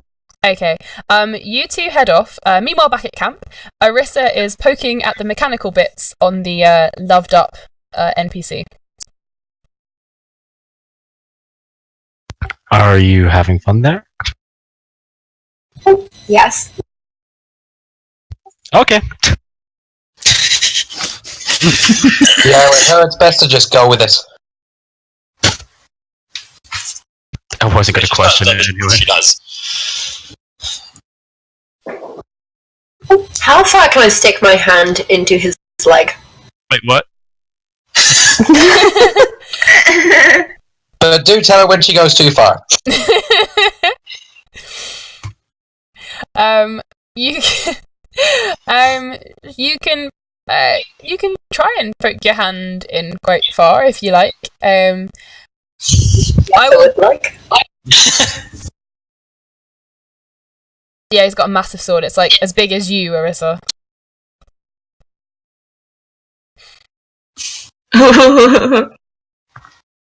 Oh fuck, that name is cool. It looks nice. Oh yeah, what are your swords called again? Silent. That would do the job. Yeah. My sword, or my short sword's called Silent, and the big long one's called Whisper. So cute. I like it. Yeah, when he was creating his character, I Your said character Tess is will probably cute. like him. Yeah, it's so cute. I love the sword. It's so cute. It's Okay. So Whisper, Silent King. Arissa, Tum, the big Goliath leader, is going to tap you on the shoulder. It hurts a little bit because he's got quite big hands. You get like a doof doof. He says, Arissa, my friend. Yes, Tum.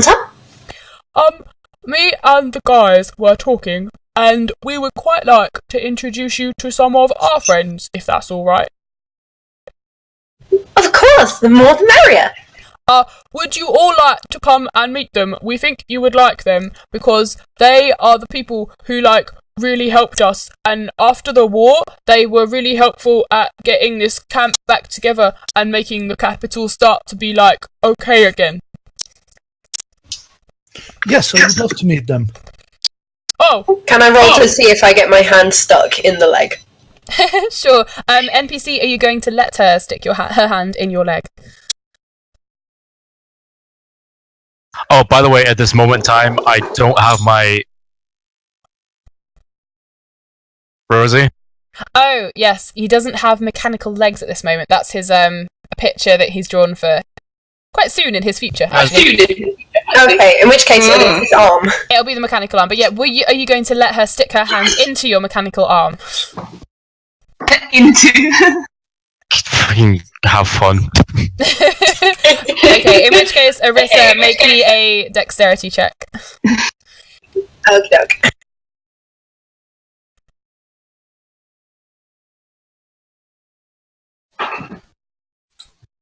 15. Okay, you get your thumb stuck. sort of between two copper sort of like pipe things, and the rest of your hand is free, and you sort of sit there turning around looking at Tum Tum, having a conversation, sort of like awkwardly trying to pull it out. Yeah, I'd love to meet people, just give me hoping that no one's spotted yet. I'll turn around and subtly grab her hand and pluck it out from my arm and make sure no one else sees it. And probably just casually pat her on the top of the head going, don't worry, I ain't telling anybody. Oh, that's so cute. Okay. So, Yeah, did you all... Thought she would. Did you all want to come then? Tum Tum has looked around at all of you and said, so would you all like to come and meet our friends? We think that you would like them. They really helped after the war, and you guys seem like good guys fighting for a good cause, and they are too. I don't know who these people. I don't know what people these guys have been looking at. Yay. I'll casually look at Pug for permission at this moment in time. Still, I was like, "Can I please?" Yeah, go. I give him the go. Go do what you want. Okay. And I jump up and grab his arm to walk down with him. I'm assuming I'm going to get swatted away, but... Okay. Pug, your arm is grabbed. Arissa is saying... This is playing difficult. Are the rest of you going to come? Yeah. Yeah. Okay. So, everyone except Enna, who's already off on her own little side quest, you ninja along, and you follow Tum Tum and a couple of the other Goliaths, and they lead you not too far away, actually. They lead you about another 15 minutes, and you walk, and you find yourselves in a campsite that's sort of off to the side, not too many others around it. It's got quite a big fire going. As you're walking, NPC, you find the effects of the love potion wearing off, and you find yourself walking arm in arm with this guy that you just attempted to bring back to the king. You're happy that you've been paid and everything. You're not 100% sure what just happened to you. You don't know it was a love potion, but you no longer feel how you did 5 minutes ago. I'm going to slowly pull my arm away and staring at Pug. I'm just really confused at the moment, going, what the fuck is going on right now? Like, I like these guys, but I'm a bit confused at what the hell's happening. Yeah, and be like, oh god, what's happening now? Did I go with them? Because I was kind of hoping to go with them. Yeah, I've said you've all... no one said they didn't want to, so I've said you've all gone, yeah.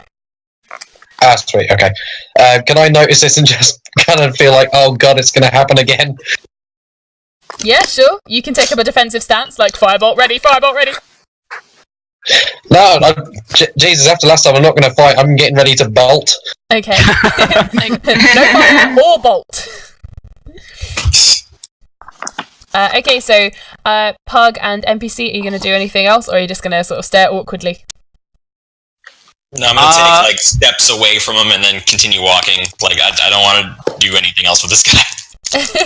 Yeah, I'm going to walk at the opposite end of the party and just kind of stay silent, like it never happened. Yeah, I don't want to be raped anymore. I'm good. All right. Seeing that he's not about to kill us all, I will carry on walking. Okay. Love potion wears off. All are relieved. So, are you going to just leave us now? I'm talking to the NPC. Oh no, I seem to like you guys, regardless. And I'm just kind of wandering along with you and just trying to figure out what the hell's happening and all that jazz. Okay. That's fine. And this is all just lovely. Yeah, you seem like a nice person. But it's all okay and everything's really, really good. And there's no need to mention any of it ever again. Nope, that's never get mentioned again. Except for when reading the fanfiction. Yeah. Fanfiction never wears off. Arissa is sitting on the head of the party whilst writing fanfiction. And while we're walking down, you can see me just pull a bit of cloth out and just profusely scrubbing my mechanical hand. Like, I feel disgusted with it. Actually, yeah, that would affect you because a part of you is going to be thinking, "Oh my god, the mechanical part of my body has got a mind of its own." So be aware of that. That can be. We'll talk about that later because that affects something else. But yeah, that cool, bro, cool story. Okay, so Yep. I would rub my ass, but I don't want to turn him on again. Okay. Oh no, that would never ever happen again. Until I get a Yeah, well, he doesn't know that. Fool me once, shame on me. Fool me twice, shame on you. Well, you said strike first, right? Hey, it was a blunt end of the bloody sword. The blunt end. I was nowhere near the mood to hurt somebody. Okay. My head disagrees that he didn't hurt anybody. You're only mildly unconscious. It was a love tap, okay? And also, it's Belgarath. Does that count as like anybody? Oh. Oh, shots fired. So what happened? I was texting about my dog. I missed what happened. That's okay. I'm replying to you with a picture of my dog. Don't worry about it. Okay. So they have reconciled. It's all gonna be fine. It's gonna be great. So you guys walk, and Tum Tum leads you to a group of people, sort of on the outskirts. There is 1, 2, 3, 4. There's 5 people with their backs to you around a campfire making some breakfast now. They've got a lot of other people with them. Sort of like this seems to be a place where people come to congregate. People are coming up and having conversations and going away again. It seems to be quite a hubbub of activity around here. And as you arrive, Tum Tum says, "I have brought some friends to meet you. I think they could be of use, because they seem to like the same things that you like, and we thought they would like you." And turning around, the first person who turns around is a human male. It's got long dark hair and very pale skin, and he looks up at Tum Tum and he says, "Very good, Tum Tum, that's fine. Welcome, always nice to meet new friends. Come, sit with us, we have breakfast. I suppose you may have had your own, you may always have seconds. Come, make some space, we have new guests, everybody." Second breakfast. Pug is in there. Arissa will take second breakfast in memory of Varric. Oh, it makes you feel happy but sad. You guys sit down, and they're sort of like they've got some like makeshift benches around this campfire and stuff. People move out the way. A few people who are having conversations sort of nod. A couple of them actually bow to the 1, 2, 3, 4, 5 people who are sat around the end of the campfire looking at Tum Tum, and they sort of like nod. Some of them bow to them, and they sort of back away respectfully and go back into other groups nearby. And you guys have a cleared space and you sit. You're offered some food, some drink and things. And Tum Tum sits down sort of next to this group of 5 people, and a couple of the other Goliaths sort of wander about eating some more food. So, do I see any of the 2 people that I'm looking for you do nearby? not. You do not, no. Damn it. What you do see is the person who spoke to you is a human male, long dark hair, pale skin. You see a female tiefling.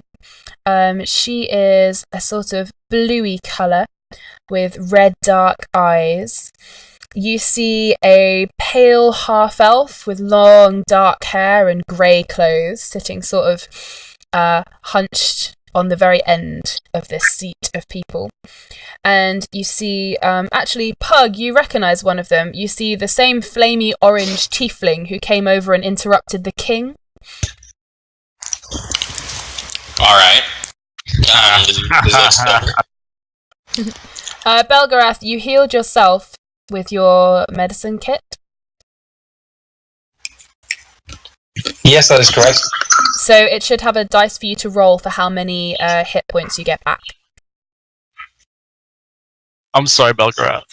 If it doesn't, how many do you have in total usually? Okay, first of all, everything is all good.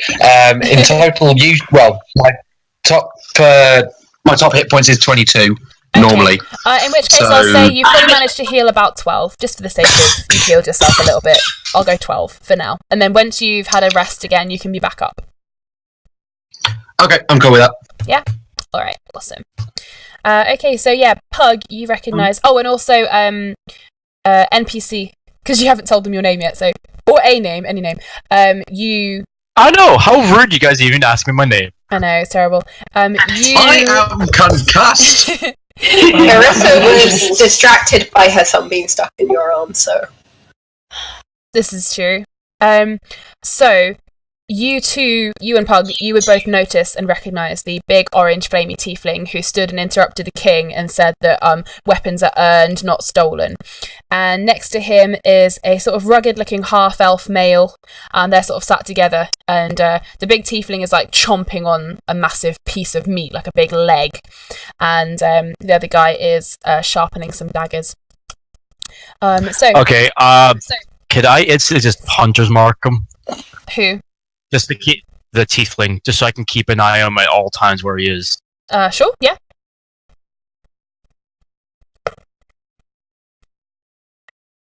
Sure, Airril has cast Lay on Hands on Belgarath.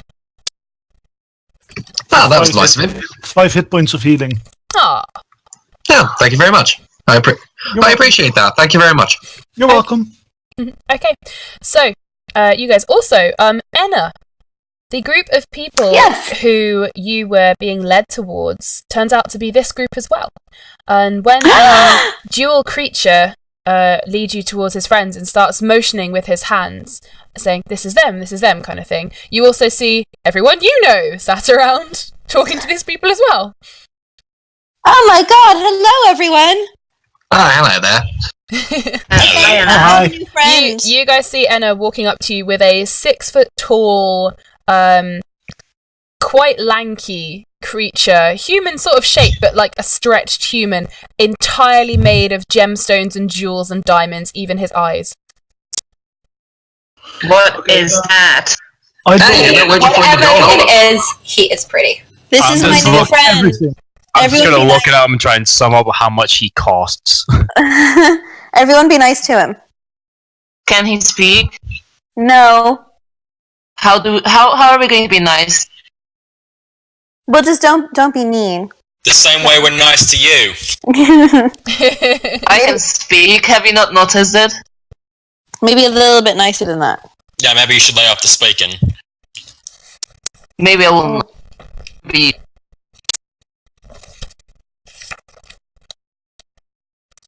Whoever said the last thing, say it again. You cut out a little bit. Oh, yeah. Maybe you should. In response to. Oh no, you should definitely. Oh no, you should keep quiet from now on. Why don't you two just kiss already? I'm gonna be disgusting, Belgarath. Also, I'm just going to do the maths here to answer someone's question because I'm quite interested myself. So for the purposes of the next 2 minutes or so of me doing maths, would you guys like to have a conversation with each other? Carry on having that conversation. Give me 2 minutes. Oh, about how much the thing cost? Yep. Our back and forth of know you. Yeah, well, why would it matter how much it costs? Because I think right now I'm going Belgarath. That's disgusting. Can you say that? You're doing what to me now?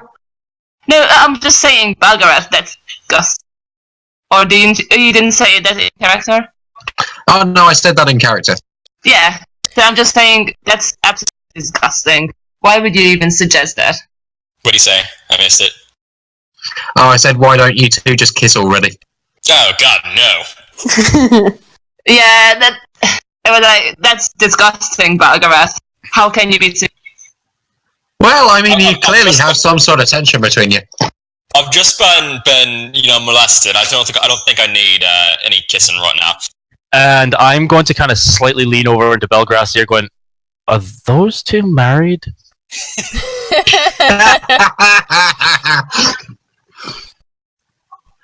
I mean, they do act like that? it. Maybe they should be. not very audible. I'm just kind of slightly curiously whispering that into Belgarath's ear. Okay, so can I roll perception to hear it?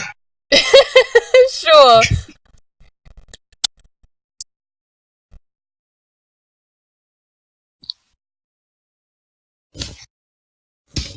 We're all waiting bated breath. Also, It's not. also, I worked out he was worth 354,550 gold, approximately, potentially more. Hot diggity dang! Nobody touch him! Okay. Precious. You hear him say, "Are they?" But you don't quite catch the last word.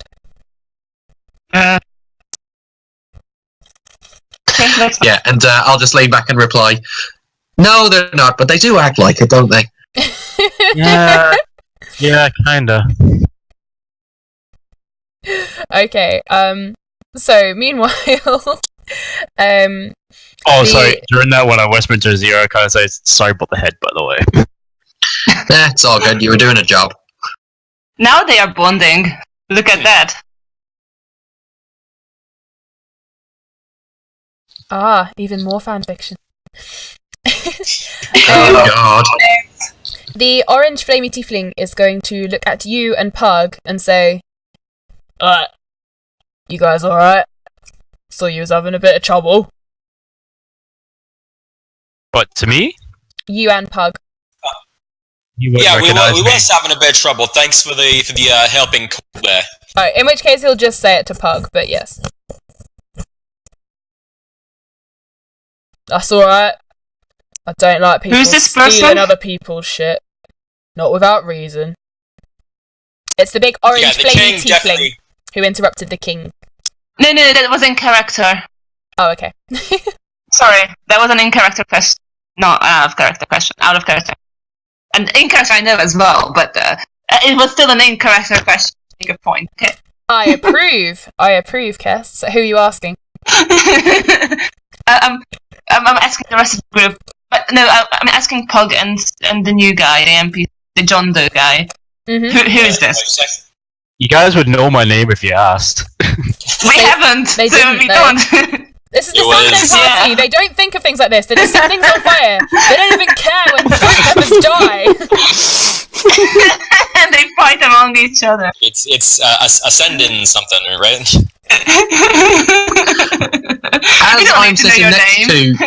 As I'm sitting next to him, I will lean, and we're having a conversation. I will say, "What is your name, by the way?" Kalosia. Can you spell that for the group? He already did. He did. It's on the chat. Sweet. Okay.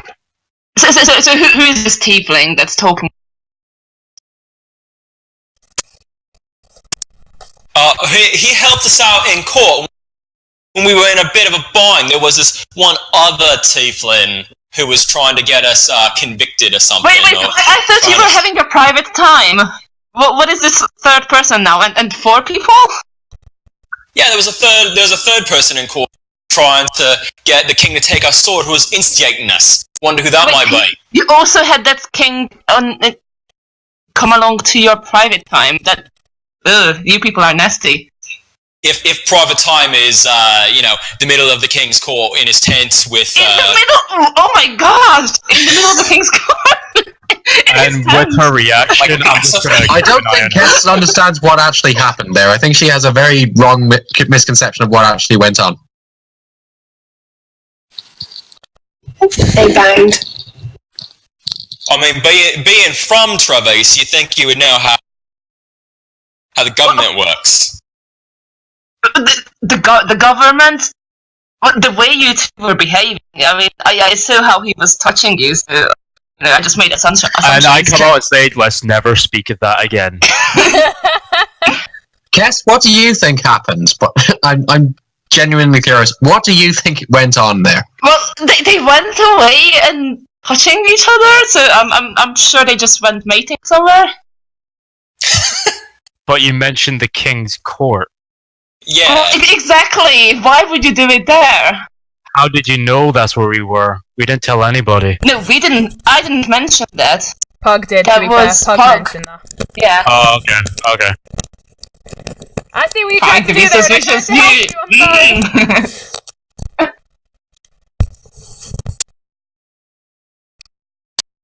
All this time, your new companions sitting across from you have watched this with some entertaining disdain. Sunday party fighting again. And the flamey orange tiefling is like looking at you confusedly. The half elf who is sharpening daggers is sort of looking at you with an cocky eyebrow raised, sort of like. The dark half elf with the grey clothes sitting hunched in the corner is actually going to be looking at you, Mr. NPC, who now has a name. Okay. He's looking at you, and actually, from the way he's sitting and how he's guarded, you get the impression that he may be of the same employment status as you. Okay. Uh-huh. The human male with the long dark hair who spoke to you earlier, who's sitting next to the blue tiefling female, he's going to interrupt this and say, "Well, I see they've brought us some entertainment for our morning. You seem quite a rowdy bunch. You may be exactly what we are in need of."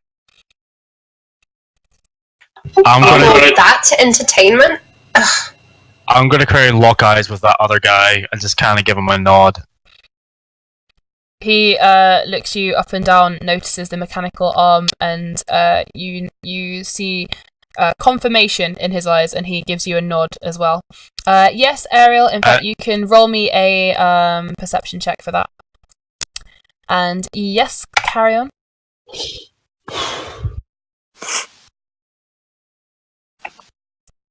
Oh shit. Nope, can't see anyone. Fuck. Sorry. Okay, so Kalosha, you were saying stuff, sorry.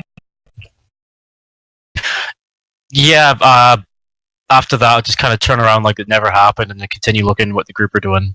Okay, cool.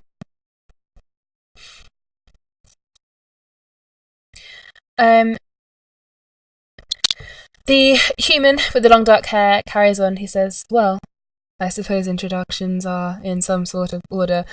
My name is Amdun Hepzibah. I'm spelling that for you.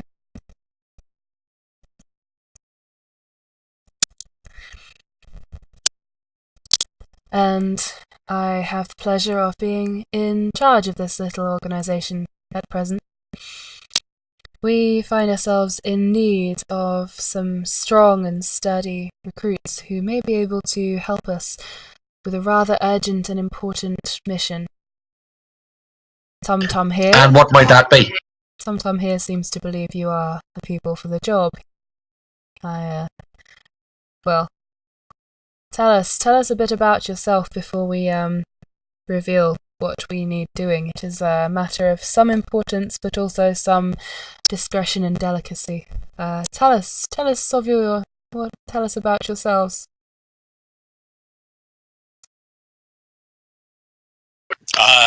Is it story time then? Brief story time. I mean, you can give me an overview of what you would like to reveal to him, and we'll just say that you spent 10-15 minutes explaining if you'd like. What would you like to tell individually, grouply? What would you like to say? Also, Enna, the jeweled creature, sits down cross-legged nearby to these people and invites you to come and sit next to him. He sort of pats the ground enthusiastically. Like, Yay! I'm gonna go sit next to him. Okay, awesome. So you're sat there. So yeah, as a group, what would you like to tell them? What would you like to let them know about yourselves? Wait, it was a human who asked, right?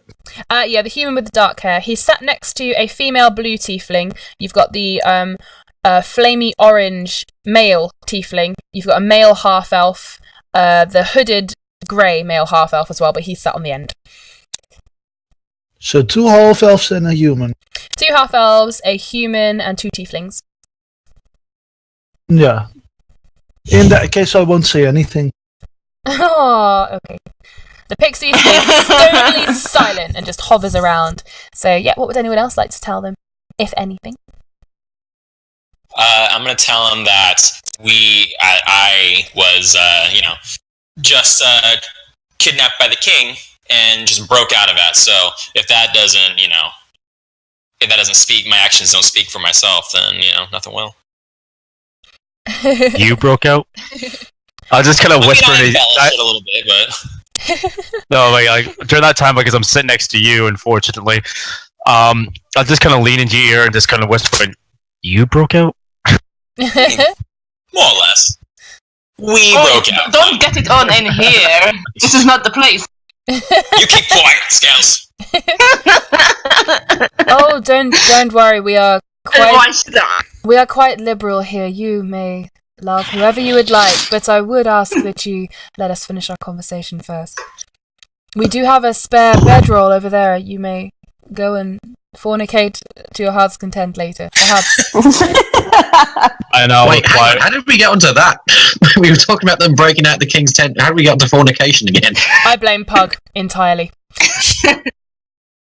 Yes, I need to do some research for my fic. And I'll just finish that sentence off by saying sorry, you got that completely incorrect. That's this one over here, point to Kess, and then Pug going, they're married. I kind of sit back with a grin on my face.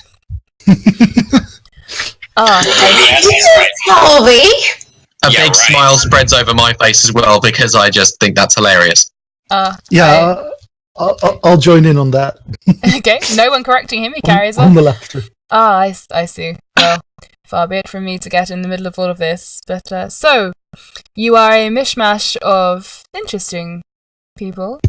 We currently, and he gestures around at the group, and not just themselves, but the group of, other people who are in clumps around them, and you notice there's dwarves, there's tieflings, there's humans, there's Goliaths, there's giants, there's so many different groups of people who seem to be quite happy to be around these people and in their presence. And, he sort of gestures around and says, we too tend to keep our circles fairly broad, mixed, and open. That is good. I assume you have a variety of talents and skills. We are not looking for anything in particular. What we need are people who can be trusted and, well, help us, ideally. We have quite a lot to do here, and something very important that we also need. How interested are you? We can, of course, offer you some form of payment, monetary or otherwise.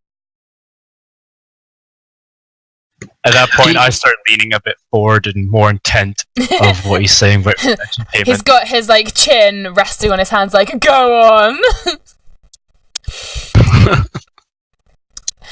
What's the situation here vis-a-vis magic users, warlocks, sorcerers, that sort of thing? Ah. Have you spent any time in the human country of Borson? I wouldn't recommend it. No, here we are. That is our goal, in fact. We are... Well, and he looks around at the others who sort of nod. We are for equality. We are for levelling the playing field for everyone, always. We do not believe in stunting someone's magical power simply out of jealousy or insecurity about what it might do. Example. And the blue female tiefling, she does a fairly simple cantrip which makes the fire blast extra far up into the sky, and it's extra heated and things.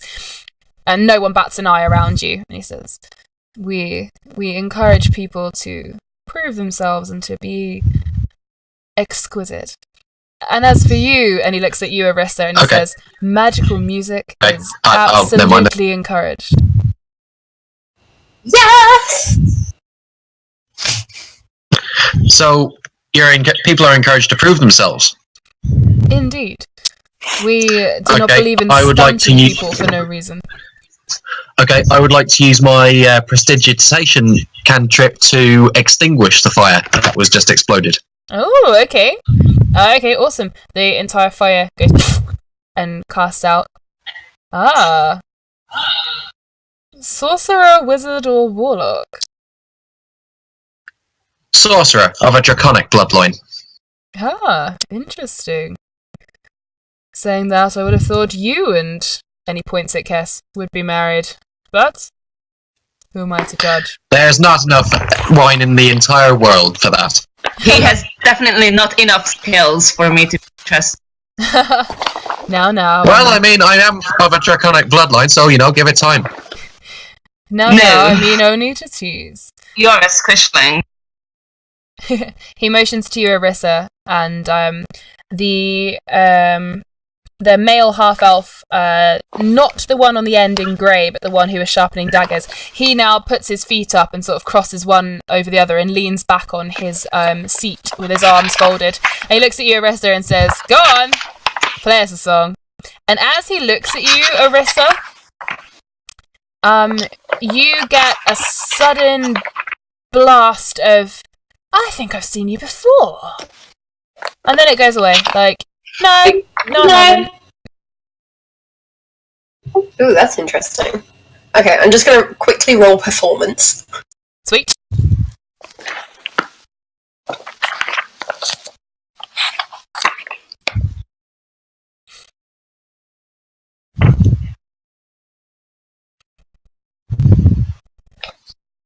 God damn. Fucking knock their socks off! Oh, so are you going to sing about the things you guys have done and everything that's happened to you guys as a little tale of the group?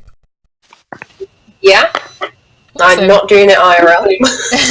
That's fine. My memory is not good enough for that. When you are well enough, I shall encourage songs. Okay, a minimum 5 minutes long. No, I'm kidding. Okay, cool. So you spend 5 minutes or so playing a beautiful tune, singing about everything that happened. Some of it slightly embellished with gay subtext, but other than that, fairly accurate. Very gay subtext. She stutters a bit when she mentions what happened to the fallen Varric. And as you sing about him, you look at the flamey orange tiefling and you look at the male half-elf, and a part of you can just imagine standing in some sort of forest and Varric is there and you're in front of these two guys and a group of other people that you don't recognise.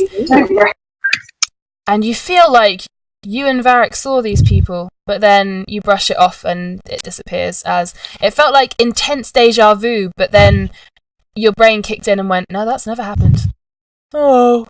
And then you started thinking about what could have happened and you got sad. But then you pick up because you've got hope and a little bit of anger. But the song ends and it's beautiful, and you get a round of applause. The flamey orange tiefling stamps his feet. Ah! And the group and Tum Tum sort of stamps his feet, and the whole earth sort of shakes like douche, douche, douche, douche, douche, and you're all sort of rocked a little bit. Ah, very nice. I take a bow. And take one more. Well, excellent. I can see you are quite the troupe. Do you have a group name? Something we can call you by? Out of character. Did we decide on this? I can't remember. No, we didn't. No. Rosie, why you around it? The Super Friends. Nope. No. Rosie, check I'm your phone. reading, don't worry. Belgarath shippers.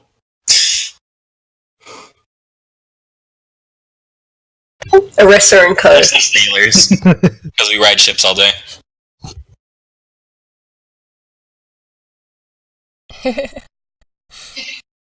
Okay. Well, if you want, you can think about it and get back to them.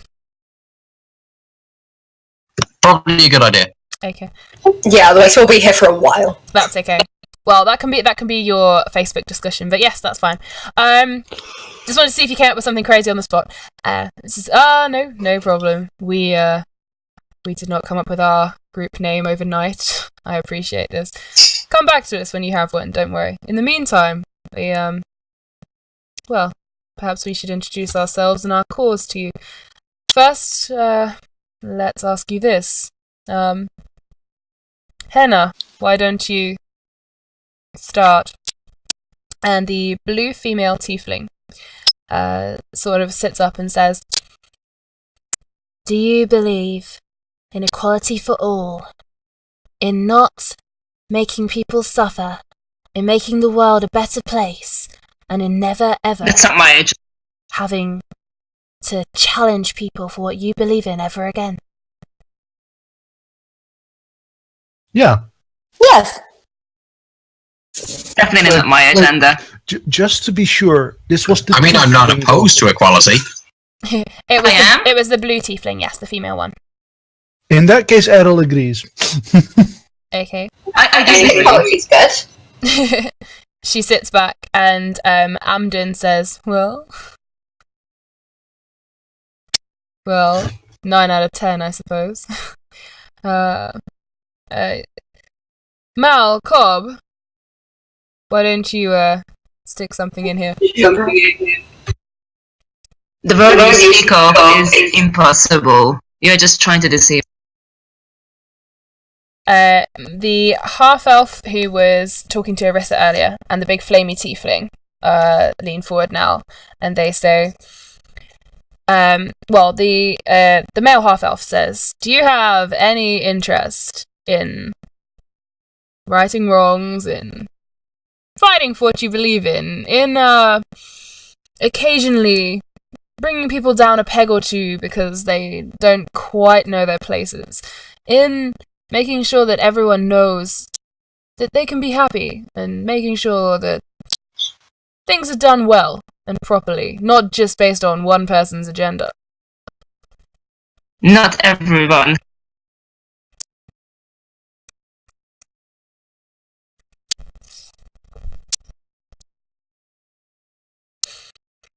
Anyone else have an answer to that?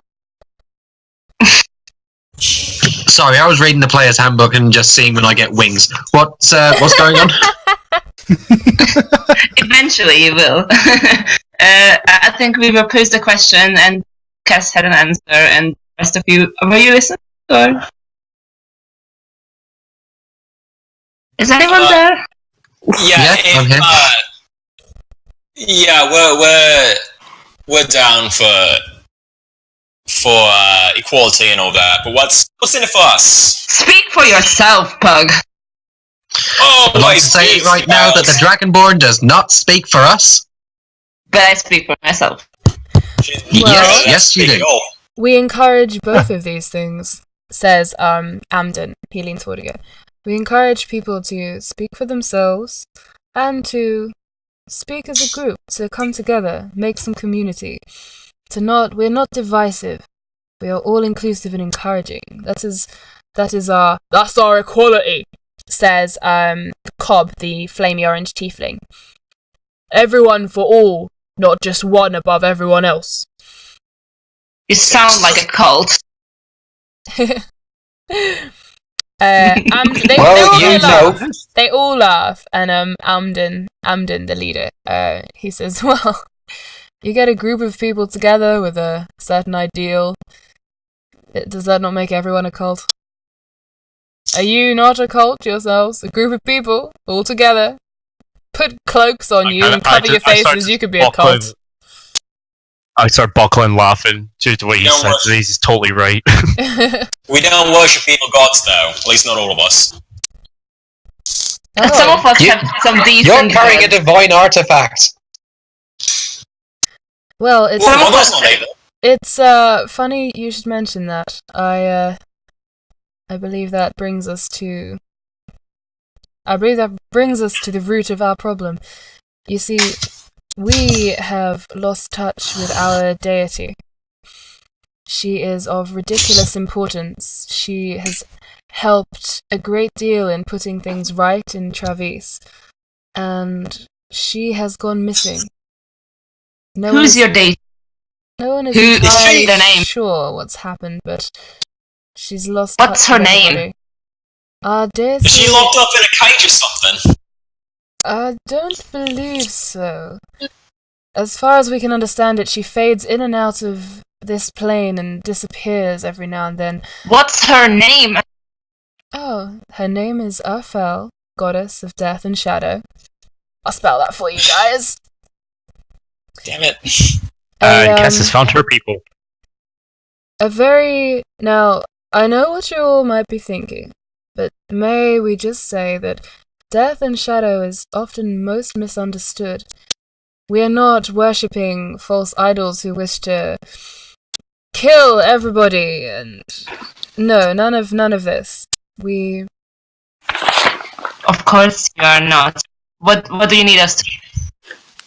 Well... I mean, I'm not averse to goddesses of death. We have a group of them in my homeland, so yeah, I'm fine with it. See, Tom, What do you need us to do? Tom, you have finally brought us people who may understand us. What we usually find ourselves explaining is that death is not the complete end. It is not the be-all, end-all and something to fear, as most do. Shadows, well, without shadow, how would we appreciate the light? Airril, you don't get any particularly bad feeling. It's you get a feeling of understanding, like this is another deity, another piece of the puzzle. It may not be who you follow, but that doesn't make them wrong. You get a sense of yin and yang kind of thing, if that makes any sense. While these guys are engrossed in this conversation, I'm going to roll stealth for a second. Okay. That will be a 26. Okay, what are you trying to do? I'm going to subtly draw with my foot a rune on the ground, and then look at the grey elf. Okay. And just see if he just gets a response off of it, if he just nods or not. Okay, what does it mean? It's in a language only certain people understand. Yep, I know which one you mean. Are you just checking that he understands the language, or are you saying anything particular? I'm just checking if he knows the language. Okay. He actively skims it. You see him read it and look up at you, as in, yeah, and... Okay, that's all I wanted to know. Cool. Okay, so, you done stealth for that. Airril, you have had that sense of understanding. Was anyone else asking questions before he carries on? Oh. No, tell us what you need us. Well, we have found that this place is a point of connection with all of us here, and I believe we are some of the very last of her believers. We can maintain some sort of contact with her, keep her essence attached to this plane, as it were. What she needs... You have contact with her? On occasion. It seems strongest here for whatever reason. Okay. You don't detect any evil creatures here. At all? You're too far away from the king, but he has like demon blood, so he would have popped up a little bit on your radar. The jewel creature has like a touch of evil, like he's been around evil, if that makes sense. He's not an evil creature, but he has like a Does the alignment count? And how about party members and such? Oh yeah, does alignment count, or is it just creatures? The presence of strong evil registers. Yeah, no, you wouldn't feel any strong evil in your party. Not yet. Not yet. Not yet. Just not wait. quite that. If you were anywhere near me, you'd sense a lot of evil coming from the DM. But other than that, Seriously? So he says, we, by staying here and believing and worshipping and continuing to keep her memory alive, we find that we are still managing to somehow connect her to this plane. However, she needs a vessel to be able to walk among us again. And that, unfortunately, requires leaving this spot. That is what we need, some strong, open-minded, and intelligent, clever people to do for us. Find us a vessel she can possess in order to walk this earth again, and Travis may once again flourish. What sort of vessel do you need? I cut in and simply says, so you do believe in equality, but you want a slave. It's just a vessel. Oh no. Is this person... A vessel will only work if the person is willing. How about Cash? She likes dead stuff and dark stuff, so... The vessel, in order for the vessel to work, they need to be of either almighty strength or almighty magical power. No offense to any of you, but you seem fantastical, but not quite on the level that we require. Or at least... So, we just need someone with a lot of... We attempted it with one of our own. Our previous leader was determined he wished to be the vessel for our goddess. Of course he did. We attempted this and, well, put it this way, there was no body for us to bury. I can't see a lot of people signing up for this, but I've got to be honest with you. So I still say Trokas. So we just need to find someone who's strong enough. And a worshipper of your deity at the same time. That is not in this group. I have a question. Of course. Do you have any ideas in mind? Well, we know that the strongest in Travis go and test their strength in a fighting arena. We unfortunately do not know anyone able to get us access to it, but we believe that would be an excellent place to start. Else places of intense magical ability, but for that, potentially Risha. They have the places of the most magical learning, potentially the most awesomely magical people. You understand, we don't just need a scholar of the wizarding arts, we need someone immensely good. They don't have to be powerful, they just must be able. Understood. Getting to Risha might be a little bit difficult for me. Oh, we can provide papers and access, disguises, different names, anything that you... Oh, but of course, Sid, I suppose we should talk payment. It may encourage those... I was wondering when you're going to get to that. Well, we understand it is a monumentally difficult task, either persuading people or finding them in the first place, so we do not offer nothing for this. As I say, we would go ourselves, but we must stay here to try and maintain some sort of connection. Well, let us show you. And I'll take a step. A step. I'll just I'll just go take a little bit of a step back just to see how this group deals with, say, business. Okay, cool. Well, this will be interesting.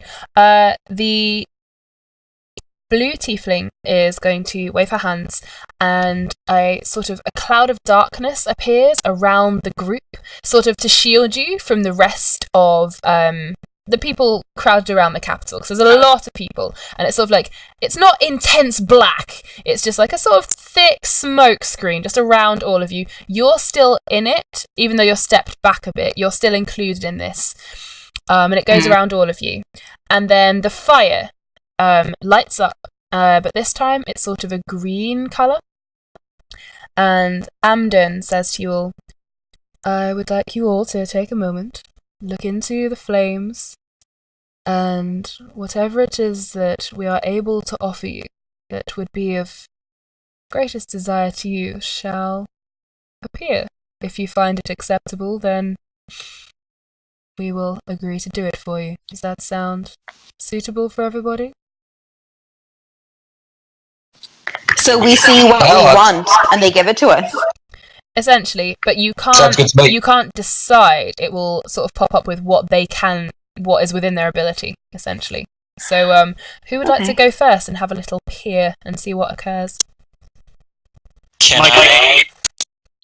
I talk to my Elsia and see if she is interested in having this person back, or this god back?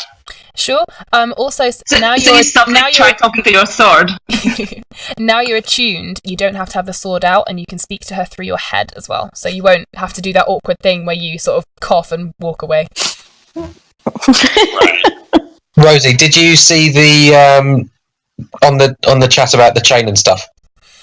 Cass is fiddling with the chain. Yes. Yeah, so in front of the people. Oh, okay. Yeah, I was wondering. Yeah, no, they've clocked this and they haven't done anything about it yet, but it's coming. Yeah. Don't worry. Okay, my question was, can I perceive it? Can I roll a perception on it? Sure. I think you can definitely see it. If she's not trying to hide it, then you don't need to roll perception. You can definitely see it. Yes. Okay. And I don't know. I was thrown off by the word subtly. I thought she was trying to hide it. I don't know if you. No, as in not being like super. Yeah. So Belgarath, you would see it, but you wouldn't necessarily recognise the symbol. So. Yeah. Gotcha. Okay. So I'm not hanging it out in front of them. That's. What kind of symbol is it? I mean, if it's a religious symbol, I do have knowledge of that. So could I roll to identify it? You can do. Cass, is it literally just Earthel symbol? In fact, yes, I gave it to you. Ha! No, I know that. Yeah, you're the one who gave it to me. So. Yes. In which case, Belgarath, you can roll a religion check. Yes. And then, whoever wants to go first, just type in chat that you want to go first, or say it, and I will. So did LCS anything? I'll do that as Airril. Then I was gonna say Airril first, then Arissa. Okay. Belgarath, you. Yeah, fuck it. Yeah, this is Earthel's symbol. Okay, good to know. You're like 90% sure. Anyway, okay, so Airril, you're first. Okay, so Airril, you look into the fire. You sort of flutter down and you peer into the flames, and you see the blue tiefling, like in the flames. You see another image of the blue tiefling, and you and everyone else in the group around you. You see Henna, Amden. You see the little guy in grey on the end. You see Mal and Cobb. And they're there with you, and they're sort of leading you places and walking around. And then they point in a direction, and you fly, and you see the two people you've been looking for. And the understanding you get from this is that they have connections everywhere, and they could do their best to help you find these people.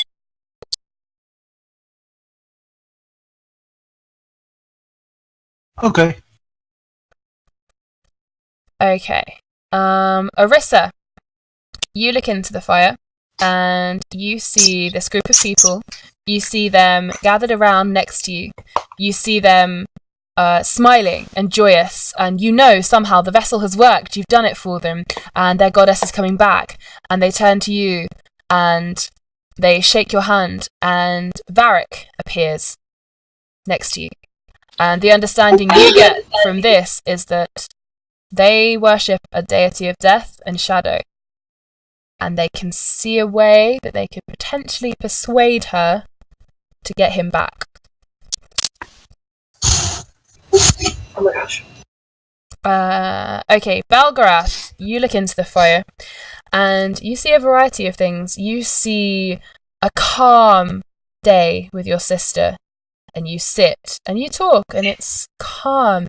You feel a sense of inner peace, and at the same time you see an abundance of magical items and things of power that you could use, but also an understanding of how to harness that. So you're not feeling the rage, but you can use it, you can channel it. And what you get from that is that they have people and things and items, and they would know ways that you could be taught how to control everything, so you just don't feel this way anymore. And you could find some sort of inner peace whilst also finding more power and control and things. Okay, that sounds sweet. Okay. Enna, you, first of all, you get a bit distracted and you see yourself surrounded by squirrels, all made of gemstones. It's amazing. But actually, the flames sort of like, change for you, and you, see the jeweled creature standing in the flames, and he takes his hand to you, and you take his hand, and you walk away from the group, waving at the group of people around you. And from this, you gather this creature is friends and or belongs to them, but they would happily let you take him if you did this. That's what I wanted! The DM knows Cass, it's also worth a lot of money. You look into the fire. Wait, are we not waiting for Pug? Pug not going to... Pug, are you going before? I wanted to see what Elsia said about, or how Elsia feels about this god. If you can talk to her, and I'll put you just after Cass and Mr. Loverboy NPC, because that's your name now. All right. But I said I wanted to go last. Yeah, you can do. Okay, so Pug, I'll have your conversation now. What are you going to ask her? Okay. Just how does she feel about this god, Earthel, yeah. Earthel. How does she feel about this guy? Yeah, positive vibes, negative vibes. You know, is he good that he's gone? Is it good that he's gone? She, it's a girl. The goddess. Yeah, goddess. Yeah, goddess, not god. You can't hear me, Kess. But I can hear you.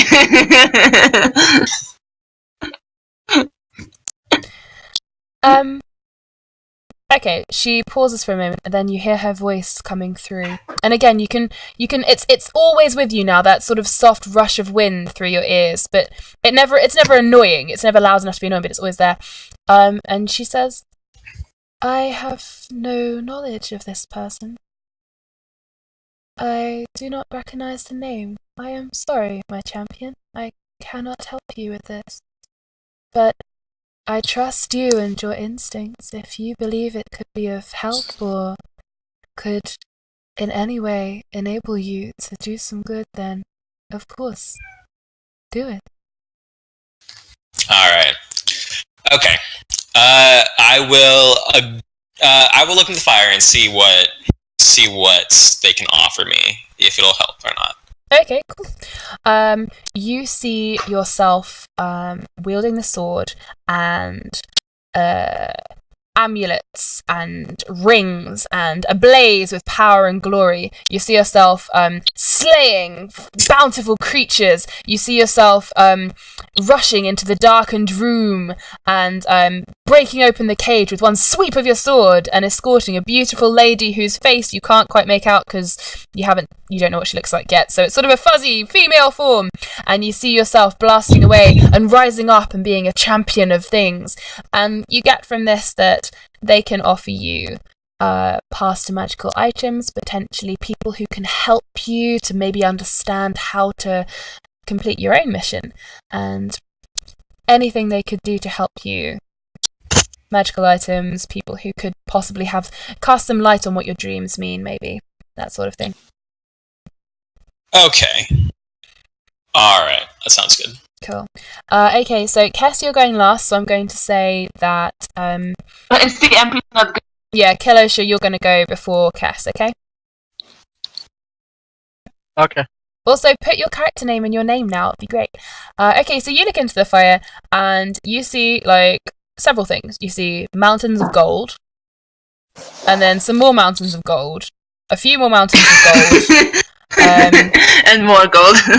You also see teleportation circles and portal doorways, and you get from that they have people who could get you back to that dimension that you really like for some upgrades, and they have gold that they can offer you as well. Sweet. Yep, done. In. Okay, and Cass, you look in last, and all you see is, you're not surprised by this. You practically had it in your head before you even looked at the fire. You see the symbol of Arfel, and you see Sir Jalin when he spoke to you, and you think, this is it. This is the path I was set on. This is what I can do. This is my destiny. This is you're like Harry Potter looking at the Philosopher's Stone right now. You are destiny filled. Okay.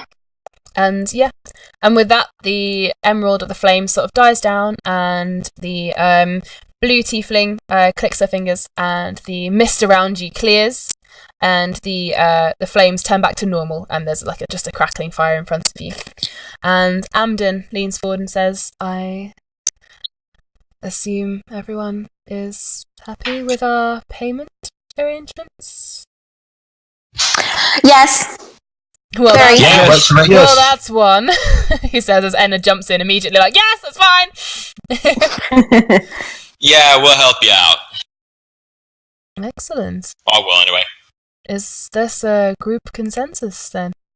Ah, he looks at you, Arissa, and he says, "But my dear, anything we offer you should make you happy." Only if it can happen. If you saw it, Of course it can happen. if you saw it, I guarantee you it can happen. Unless you screw us over, of course. Joins in Mal, the half elf from the back, with a smile though. It's jovial, but he still means it. But it's jovial. I'll stand up. I don't plan to. If that helps. Mal It's winks not going at to you. He's going to happen. shoot you like I will hold it. I will hold you to your guarantee. I'll stand up and walk over to the tiefling, as that's the one who's giving the offer. Well, they all are, but it's the blue tiefling who like cast the spell. So Okay.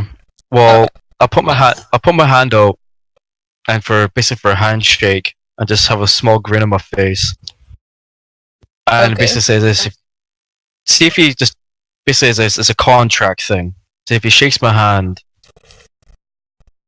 it's a girl, but yeah, sure. okay. Okay. Does she? She stands up. She looks at you. She sort of sees the intent. Shakes your hand.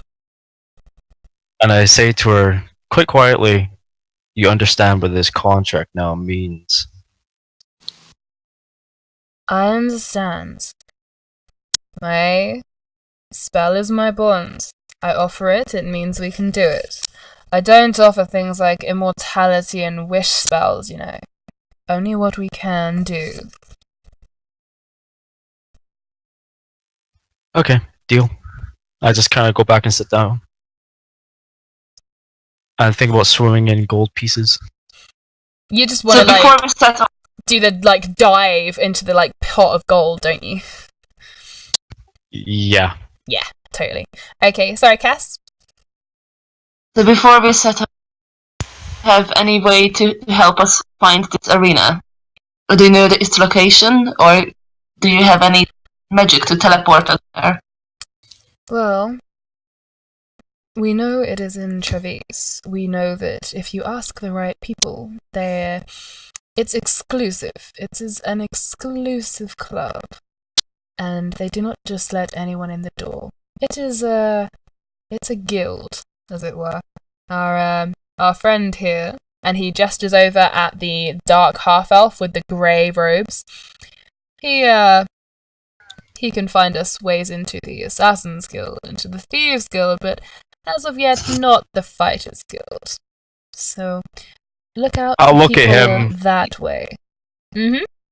I'll look at the dark elf and say this. I'll deal with it. Oh. Someone got an in that we don't, hey? Tum-Tum!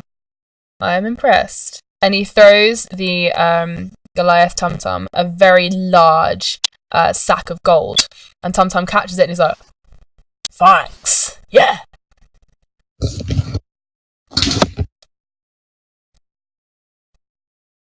So I'm assuming he's going to be coming along with us if he's going to be the fighter.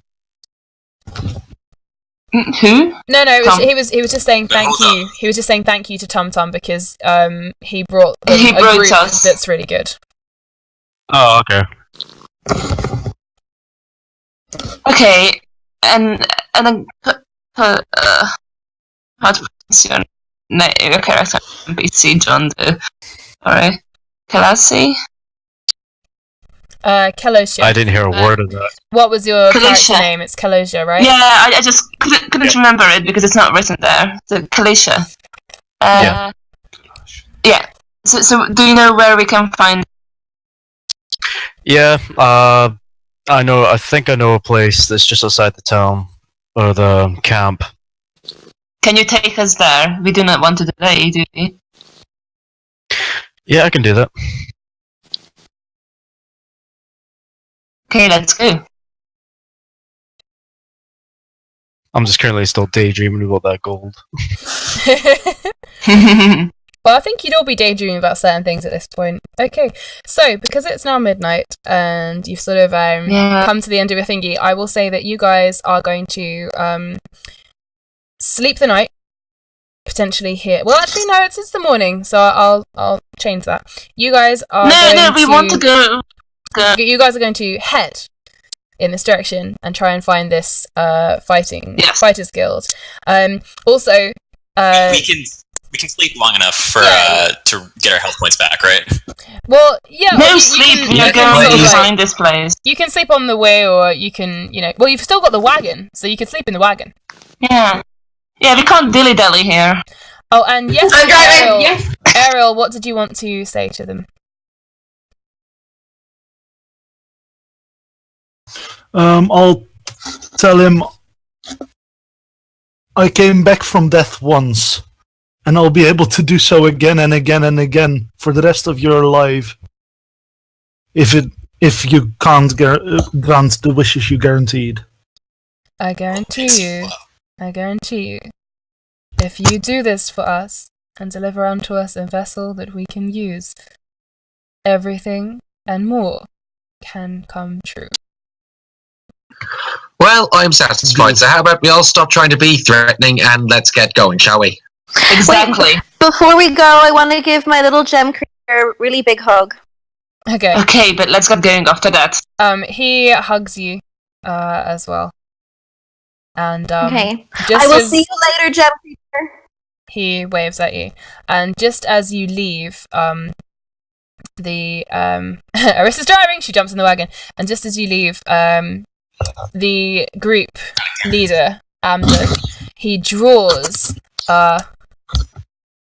in the ground, he draws a symbol in the dirt, and he says, "On your travels, you may meet some who pretend to be us, and you may also meet some who truly are us. This would be the way to find out who among us is truly a member of our organization. Draw this symbol, they will know what it means, and know us, for we are..." And I'm just going to find the picture for you. Give me 1 sec.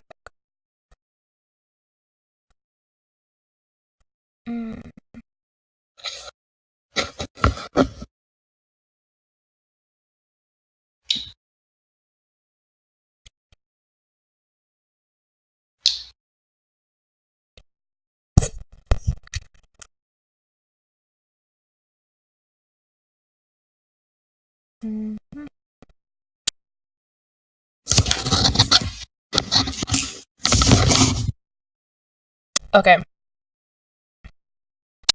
He draws this symbol and says, "Oh, we are No Wings, and we are eternally grateful for what you're about to do for us. Good luck, and we hope to see you soon."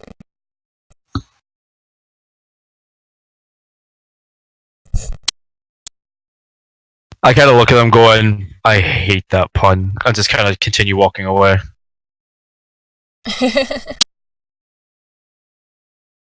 I get suspicious, Rosie. Okay. Why are you getting suspicious? In or out of character suspicious? Both in and out of character. Okay, that's cool. Suspicious of who? No, it's just definitely not the symbol, Rosie. No, this is a different one. This is not a fell symbol. Okay, that's fine. Don't worry, it's all good. This is basically just like Cass might still stay behind. Is like, what's the symbol? Just to talk to them. It should stay behind. He'll show you before you leave. So they show you the symbol. They just say, this is their symbol. They're called No Wings. This is their group, their organisation. You may meet others. This would make her pose. Cool. Sorry, what does she want to say? Just a heads up, my character absolutely hates that name. Oh, the No Wing. That's dumb. Yeah, it is a bit stupid. What am I missing with that name then? Like knowing, like they know something. Oh. Okay. So I guess what I would ask is, that symbol, does it represent your goddess? No. We do not find reason to bandy about our goddess's symbol all the time. This is something we came up with ourselves to identify ourselves to each other. It is a way to let each other know we are close, that we are there, and then he actually shows you several of them are wearing similar necklaces to yours with symbols on them of Earthfell. We prefer to use these for prayer and attempts at communication rather than scratch them into the dirt. I feel you would understand she deserves better than her symbols scratched into walls and floors and dirt, don't you? Yes. Did Cass just actually agree with another character? Yeah. Excellent. Like, these are her people. Why shouldn't she?